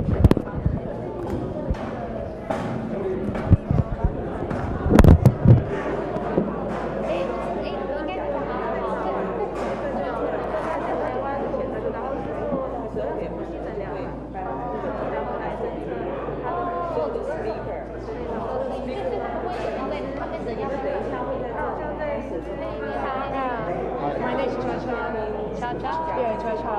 So I'm from Taiwan. I grew up in Taiwan, so I work here. I'm the mom of me. So I want to say thank you for sharing this so beautiful. I mean, not beautiful, but it's very, useful. Yeah, for me because it gives me a lot of the inspiration. Okay. So yeah, I really like it because I think it is 2 different kinds of role models. Yeah. You moved here when you was 13, yeah, but you grew up here, so it's very different. But Right. yeah, so it's very useful. So Thank you. for sharing. Thank you so much. Thank you. Yeah. Yeah. Also, like before 12:30, there will be some kind of like honor. The speakers will come in and appreciate you to come, and then there will be the the gift to present the gifts to you. But then by that time, we're going to see maybe the VIP seats over like the front of the line. Okay. I So guess. y'all. And then we're going to take a group photo at that time too. Okay. Yeah, but I think it's okay to keep it here. Don't worry. Do we join the groups? Yeah, we're good. And I believe everyone wants to know more about the youth. So let's join him. So Sam, so Robin and Joy is going to join your group. Did you have some group members? I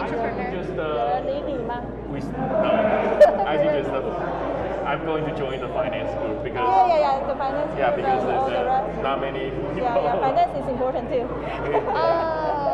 You doing finance? Yeah, so we only have learning 3 groups. Yeah, I think. Having a business finance is important, Well, I especially think when you manage the budget. Wow. Yeah, entrepreneur and the finance are tightly tied. So just go to the finance plus entrepreneur group. Yeah. So do we just walk around? Because they already started already. Yeah, it's okay. I will bring you over to the biomedical group. So yeah, so let's start. Okay. I'd rather go to Sam's group. I only know Sam. This is Sam. I'm very impressed. Yeah, very good speech, and then I go to your restaurant a lot. Oh, really? We have a celebrity house. Yeah, I really love it. Yeah, awesome. Thank you. Yeah, and I also know your mom pretty well. Oh, okay. Yeah, because we are in the graduate from the same school. Oh, okay. Yeah, in Taiwan. Yeah, different year. Yeah. And already a few people tell him like, oh, I know your mom. It's like, but she's not here today. She's very active in the community, so that's why. Yeah. She would have been here today, but she couldn't be here. Oh, I see. Yes. I'm sure she'll watch the video or something. Yeah, she will watch. Yes. Let's join you guys join the finance as well, right?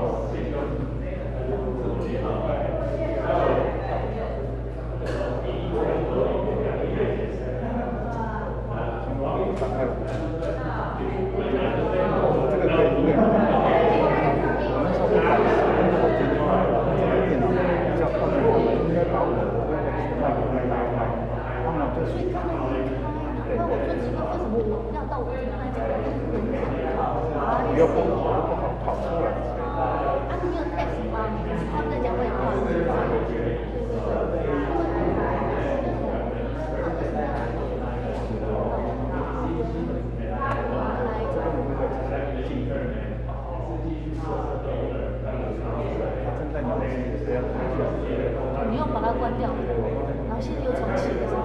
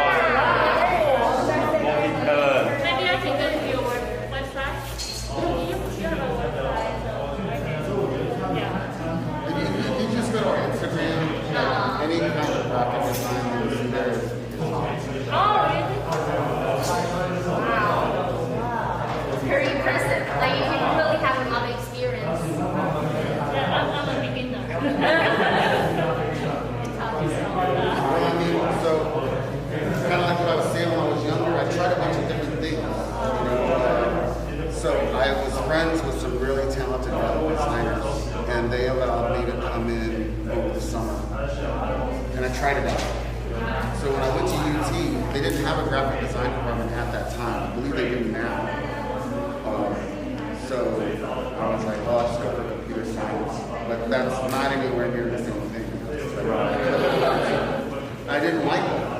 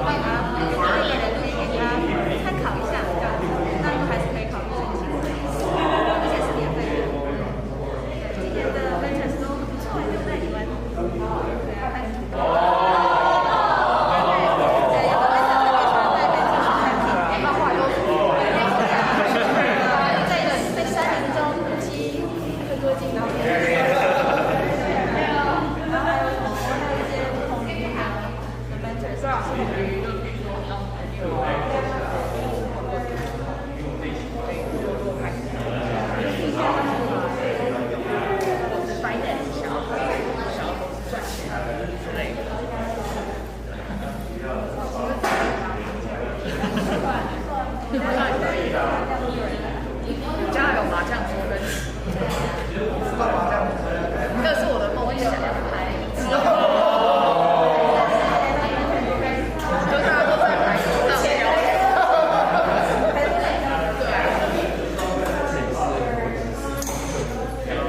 最重要的开始你要讲。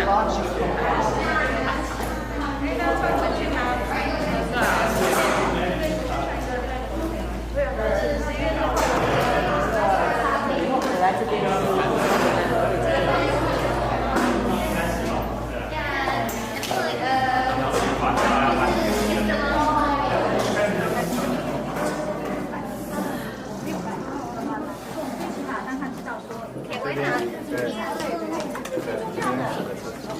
好，按照那个文字字形上就在你造成比较多的传达。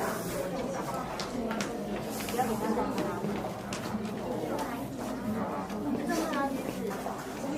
不保证甜。搞不好很甜。拿吧。先拿两个。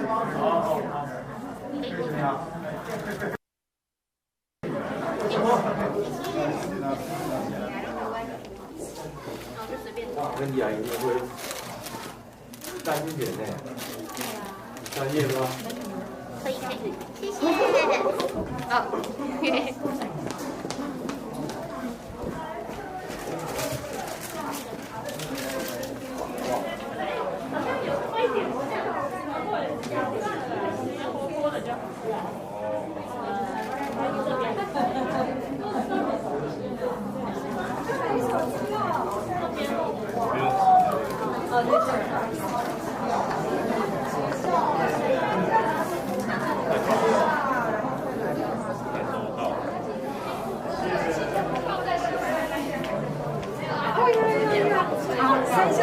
他记得那个影片，影片哦，什么影片？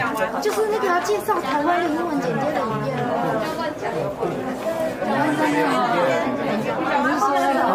哦，对呀，我才刚到啊。要回销，年底到了。就是要来7人。OK。赶快先拍吧，因为他们还要等一阵。你有看到？哦，是啊。你要拍他们午餐吗？对，看他们拿餐。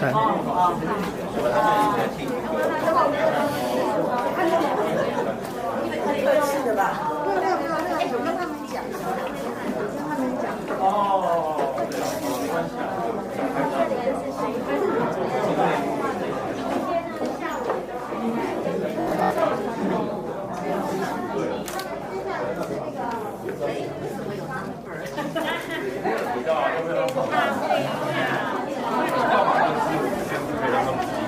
反正有时候或者是。他们就抓了，抓起来。好，这边请。对。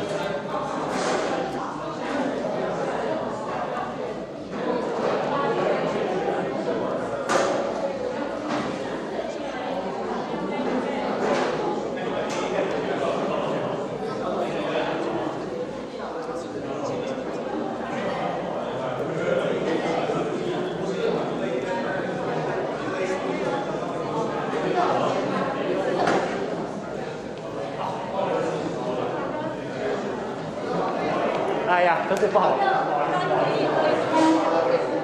我爸也是这样吗？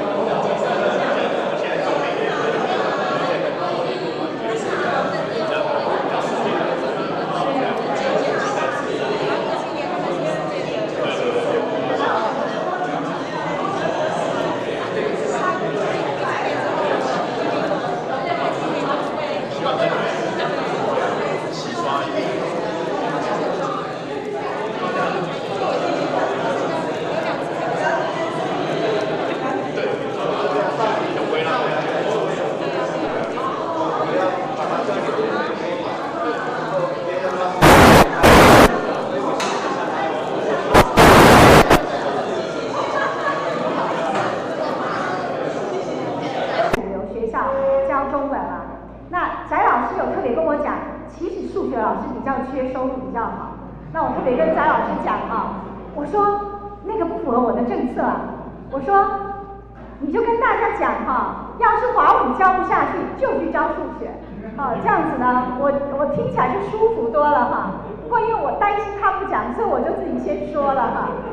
那我们要谢谢我们翟老师，翟老师呢，很多现场的好朋友的小孩都是他的学生啊，所以就可以知道他资历非常的丰富。那我们知道呢，要进入中文教育界，第一步往往都是从中文学校开始啊。到中文学校先去学习，然后整个环境弄清楚之后呢，最好的结果呢，就是拿到公立学校的汉语老师，或是讲那个华语老师的正式聘书，你成为美国教育体系里面的一个正式职员享受这边的福利保障，那是我觉得这个是一个很不错的选择，因为或许它的挑战不会比其他的类别大那当然一定要把中文讲好都没有问题没有问题我本来写我的英文稿里面有写一句话，要是翟老师用中文演讲你听不懂的话，那表示 you are not qualified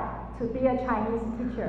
我把台词都写好了，现在用不上那我们以热烈的掌声来欢迎我们的翟老师。大家好，来。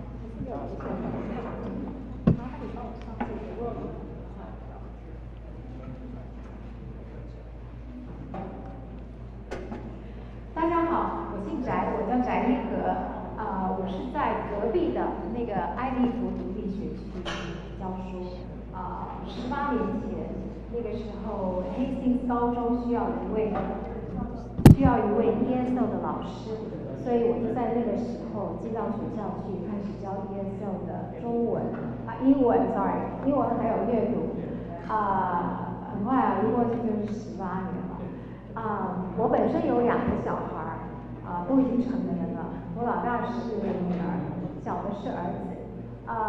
在我女儿3岁的时候呢，那个时候我们是在小士顿中国教会中国教会聚会，然后礼拜天聚会完了之后呢，就把女儿送到中文学校去。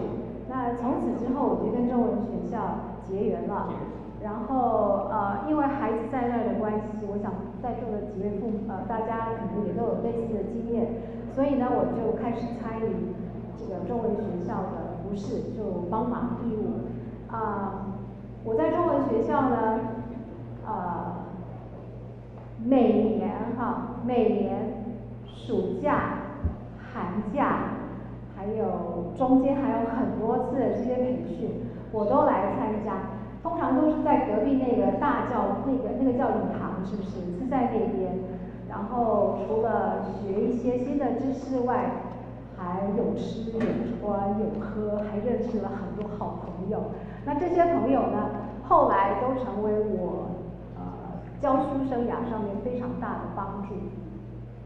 那我在中文学校的时候，学校也曾经除了说每年的这一些固定的培训之外呢，还参加了一些其他的一些培训的活动。我记得印象最深刻的就是在那个大堂里面，谢世昌老师感觉我们教学怎么样？他基本上把他的一本书都给了我们，PDF 300多页。那还有林尤兰老师，他印象给我最深刻的就是有一次有一位中文老师就问他说：“哎，我怎么教儿歌呢？”那林尤兰老师马上就反问说：“你为什么要教儿歌？”那之间的对话到现在还让我还印象非常深刻。教儿歌目的到底是什么 ？OK， 所以我们教出的中心思想到底是什么？所以这些对我来讲，不管是在英文或是在中文的教育方面，都让我时时会去回想 ，OK， 我们教书的目的到底是为了什么？那我还去参加，我还去参加了那个在 San Antonio 每年一次的外语老师教学大会 ，OK， 我还学校还派我去参加在 Rice 的那个 Summer AP Chinese Summer Institute。07年是一个非常特别的一年。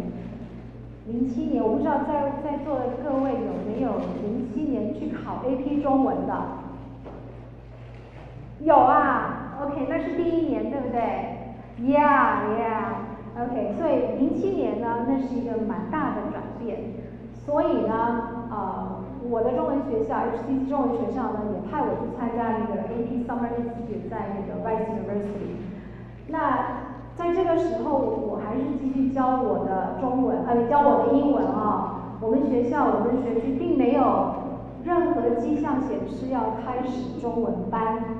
那07年因为 AP 的关系呢，德州也开放了这个中文教师证照的考试。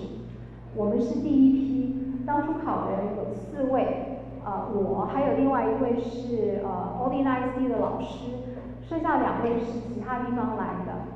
所以呢，我们那个时候考试是拿着一张纸在上面写的那种。那就这样子很幸运的，我考试的时候觉得好辛苦，我好多字都忘记了，然后很感谢我还是考过了。那因为我考过了证照，几个月之后我校长就来找我了，然后叫我教中文，所以呢，我就在非常偶然的机会之下，基本上大概不到1个礼拜的准备时间，课表就被换了，我马上就变成中文老师了，就开始有中文课了。那如果不是当初我在侨教中心学的这些东西的话，我可能今天就没有机会跟大家在这里分享。那是因为有侨教中心还有我的中文学校给我的这么多年来的准备，我才有办法在1个礼拜不到的时间能够就是坚持下去，继续下去。那现在我已经是一个全职的中文老师了。我们学区现在除了我之外，其他的2个高中也是我们是08年开始的，也是在2年之后也开始了他们的中文班。那我们学区现在不止高中有3个中文老师，都是我们台湾来的。我们学区也在几年前开始了沉浸学校。OK， 那大家如果有空上网的话，有了，这是我的东家 ADYC 哈，我在那边已经18年了。如果有空上网的话，你可以查一下这个 Chinese Immersion Program。那我今天呢，跟大家分享一下怎么样成为一位中文老师。那这个是我的东家 ADYC， 所以我就选择用这里开始啊。所以呢，大家如果有兴趣的话我把它转过来一下。好，所以呢，上了我们学区的网站之后呢，您可以点 Employment，OK， 然后呢，在左边这边 ，OK， 有一些资料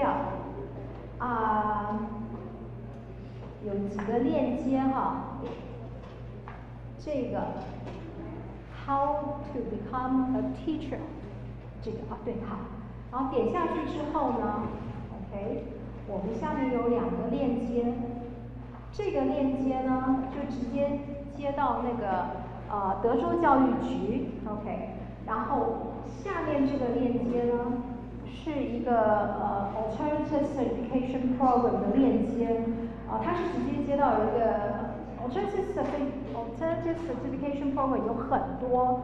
那我们学校的话是基本上是练到那个 Region 4， 我不知道大家听过没有 ？OK，Region 4是在那个290那附近，它是当初因为德州的立法局要求推荐 ，OK， 所以它就是在那个地方就开始了。德州有很多个 Region， 那我们这个 Houston 这个是 Region 4， 那所以第2个链接的话就是带你到 Region 4去。然后呢，他会很清楚的告诉你，你如果参加这个 Alternative Certification Program 的话，你要缴费，什么时候缴费，多少钱或什么。所以这是第2个链接。那我们现在呢，我们先看一下第1个链接。OK， 这个呢就直接带你到德州教育局去了啊。然后第1个这个的话就是 Becoming a Classroom Teacher in Texas。你大概有几个步骤 ，OK？ 第1个呢 ，OK， 你必须要有一个 Bachelor's Degree， 就是说你必须要有学士学位啊。然后第2个呢，你就必须要不管你是在大学里面，或者是你大学毕业之后你参加这个 Alternative Certification Program， 你必须要完成 OK 学校 OK 或者是这个 program 要求你上的一些课 OK， 然后呢参加考试 OK， 然后第3个就是 pass certification exams， 通常的话有2个。那我们中文的话，当然就是一定是 content exam 我们中文的话比较稍微多一点，有3个 OK， 所以呢，我待会会带大家去稍微看一下。然后呢，有一个是大家都必须要考的，就叫做 PPR，基本上就是教学理论啦，跟你的职责 ，OK。那这个是大家都要考的。PPR 的 passing rate 我稍微帮大家看了一下，大概是90% 以上，所以基本上并不难考。那如果说在座的有新移民的话，您恐怕要多花点时间，因为美国的学校跟我们在台湾的是完全不一样的。那所以呢，有一些新移民在考这个的时候呢 ，PPR 因为对这个新的环境并不熟悉，所以可能吃了很大的亏。那所以呢，在 PPR 考试的时候，我建议大家能够找一个比较好的一个 program 或是一个帮助你准备考试的这个机构或者是老师。那如果PPR 考过去的话，基本上您的剩下的那些 content exam 啊，那些东西就是口语啦，还有就是写作这两个应该都没有什么太大的问题。主要新移民的话 ，PPR 是可能会稍微有一点点因为很不一样，并不是很难，只是因为我们的文化背景不一样，所以可能是完全不一样的想法跟思维哈。然后接下来的话呢，您考过了之后呢，您就可以，如果您是在大学的话呢，您就可以希望这个老师们呢，给你们这个机会，能够到学校里面去观察做 student teaching。OK，student teaching 的话，这个时间可能看各个大学要求的不一样。那我访问了一下我们部门里面，现在有一个是 University of Nebraska 来的一个 student teaching。那他告诉我，他们学校要求只有12个星期 ，OK。那通常都是在 senior year， 大学最后的那半个学期，然后来就说学校帮你安排，然后到学校里面去，然后你就跟着某一位老师，然后跟他一起试教。然后我听过有9个星期的也有，那他这个是12个星期，所以每个学校的要求可能不一样。如果说您成功的在这个9个星期或是12个星期，试教这个得到这个学校还有您的这个老师，就是你的 mentor 老师，您的导师哈的认可的话，您就可以去申请这个 probationary 1年的 certificate， 然后您就可以去教书。那如果说您在这个时候已经拿到 bachelor's degree 的话，您大概直接大学毕业的话，您大概就不需要申请这个 probationary certificate， 你就直接可以去申请这个正式的这个证书。那如果说最后一个他就讲说是 fingerprint 这些都是小事，因为现在基本上为了安全起见，很多的要求。那所以基本上步骤大概就是这样子 ，OK。所以您如果现在还在大学里面的话，您就可以请教您的学校 ，OK。有兴趣的话，在大学里面可能刚开始的时候，您必须要考过几个学校要求的一个测试但是基本上都是蛮简单的。那如果说您现在已经是大学毕业了，而且已经有学士学位了，那我就建议您可以参加这个 alternative certification program，OK， 来点一下这个OK， 然后这个 alternative certification program 的话呢，它会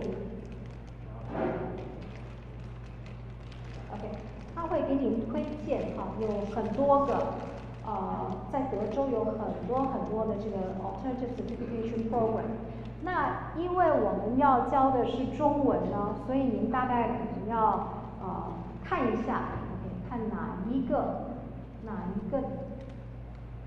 certification program 呢有中文所以我们可能在这边 approved programs 点一下。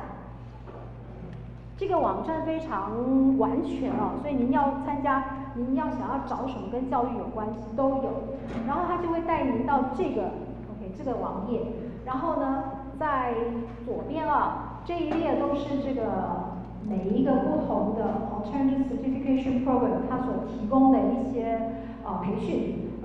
所以呢，您在这边这里有一个 OK， 它这边写的是 bilingual education supplemental Mandarin Chinese， 这个呢 OK 是通常是您要教双语的时候才需要的 OK， 然后教双语的基本上在我们 Houston 的话，大概就是沉浸学校的老师需要有这个，所以他们必须要有2个证照，一个就是你可以教双语，另外一个你还可以教中文 OK， 所以呢这个您要是有兴趣的话，您可以点一下。那大部分的人呢可能会对这个比较有兴趣，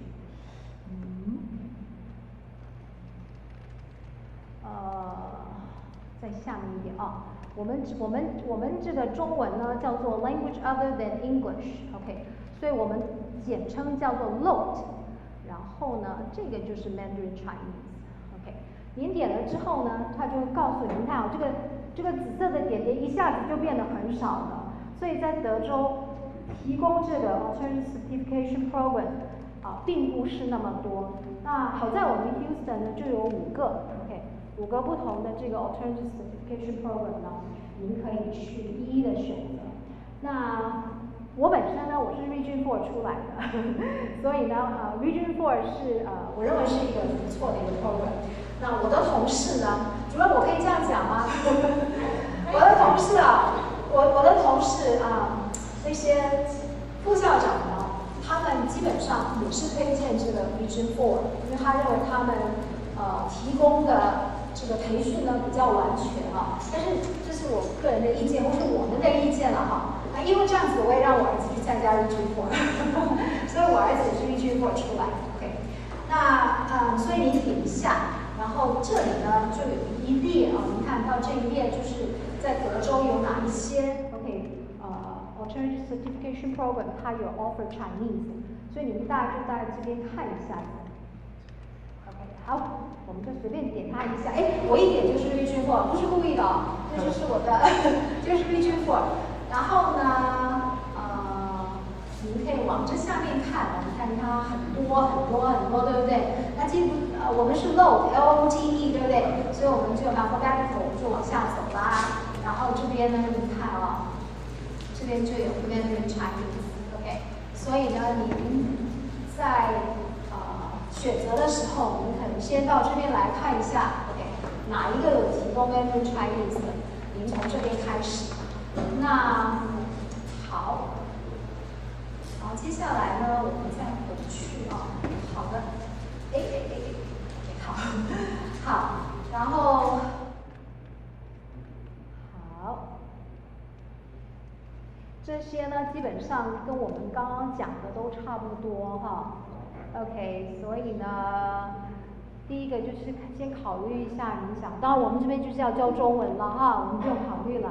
然后接下来的话，选择一个 OK ACP program。那 ACP program 的话，收费很类似 OK， 收费很类似，差不了多少。那Region 4的话，我给大家稍微看了一下 ，Region 4大概基本上您 internship OK 就是在最后的时候，您缴费大概是4000多块左右。但是在 internship 之前呢，你会要上一些课。那通常这个课呢看这个当 Region 4排课的情况跟教书老师的情况，所以通常来讲大概是1个学期，然后1个学期大概每个星期大概1天就可以了，几个钟头，通常会是在周末，方便大家去上课。所以呢，您大概上完这个课，这个叫做 pre-service program 就是基本上要上他的课，大概是1000多，1000出头到1300左右 ，OK。然后呢，您上完了他需要上的课之后呢，您就才开始要考试了。第一个当然就是考中文考中文的话，我们有2样，一个就是口语还有一个就是写作 ，OK， 然后这个是 actual 外语学会的考试，所以是等于说是德州外的一节，然后这个必须要考过，然后呢，你的 PPR 这个是每一位老师都要考的，这个2个都要考过，考过了之后呢，您的这个ACP 呢，它就会帮您找工作 ，OK。那 Region 4是有很大的 job fair，OK。通常是在5月的时候，那冬季的好像我记得是11月还是12月的时候，反正他们都会有 job fair， 然后他一般来说都会很成功的帮您找到工作。我听到的就是这样子，很快就找到工作。然后呢，您就必须要 OK 去申请这个 probationary certificate。OK， 找到工作之后，申请这个 probationary certificate， 然后您就开始有薪水的交1年的书。OK， 那这1年当中呢，您的 program 会有很多人会常常来看您教书哈。然后你们学校会给你 assign 一个 mentor， 那这个指导老师呢，每天就会会嘘寒问暖啊，常常会来关心你啊，看你有什么需要。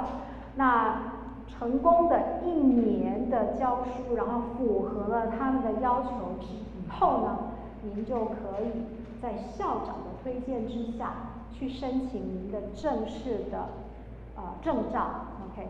那接下来的话，您就是正式的老师了，这样子 ，OK。那我也帮大家请教了一位我们学区的一位老师，他去年是在我们学校做这个 student teaching， 他是做 student teaching， 我们刚刚讲过，对不对？就大学里面叫 student teaching， 可是如果说你到这个大学毕业之后的话，就不叫 student teaching， 它叫做 clinical teaching， 那基本上是一样的东西。那所以呢，您这个 ACP 的 program 呢，如果您有这个需要的话，这个是选择性的 ACP 的 program， 它会帮您安排一个叫做 clinical teaching。那 clinical teaching 的话是没有薪水的 ，OK， 所以呢，不止没有薪水，您还要再缴费。那我问了一下这位老师，他跟我讲说是2300块。如果您要跟这位老师学习的话，那通常是9个星期。9个星期，就等于说是你跟这位老师形影不离的，就是跟着他，然后甚至你要做你自己的 lesson plan， 你还自己必须要教书教几次，然后他们经过打分数之后，他才会核准你。OK， 所以这个是 ACP program 的 clinical teaching。那同样的是，也就是等于是在大学里面的 student teaching。OK， 所以这是2个不一样的。好，然后呢，我们看一下这个哈。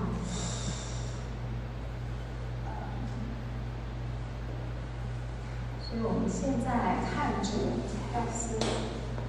Texas educators。好，然后我们这边有看到一个 certification， 在这里，您点下去之后呢，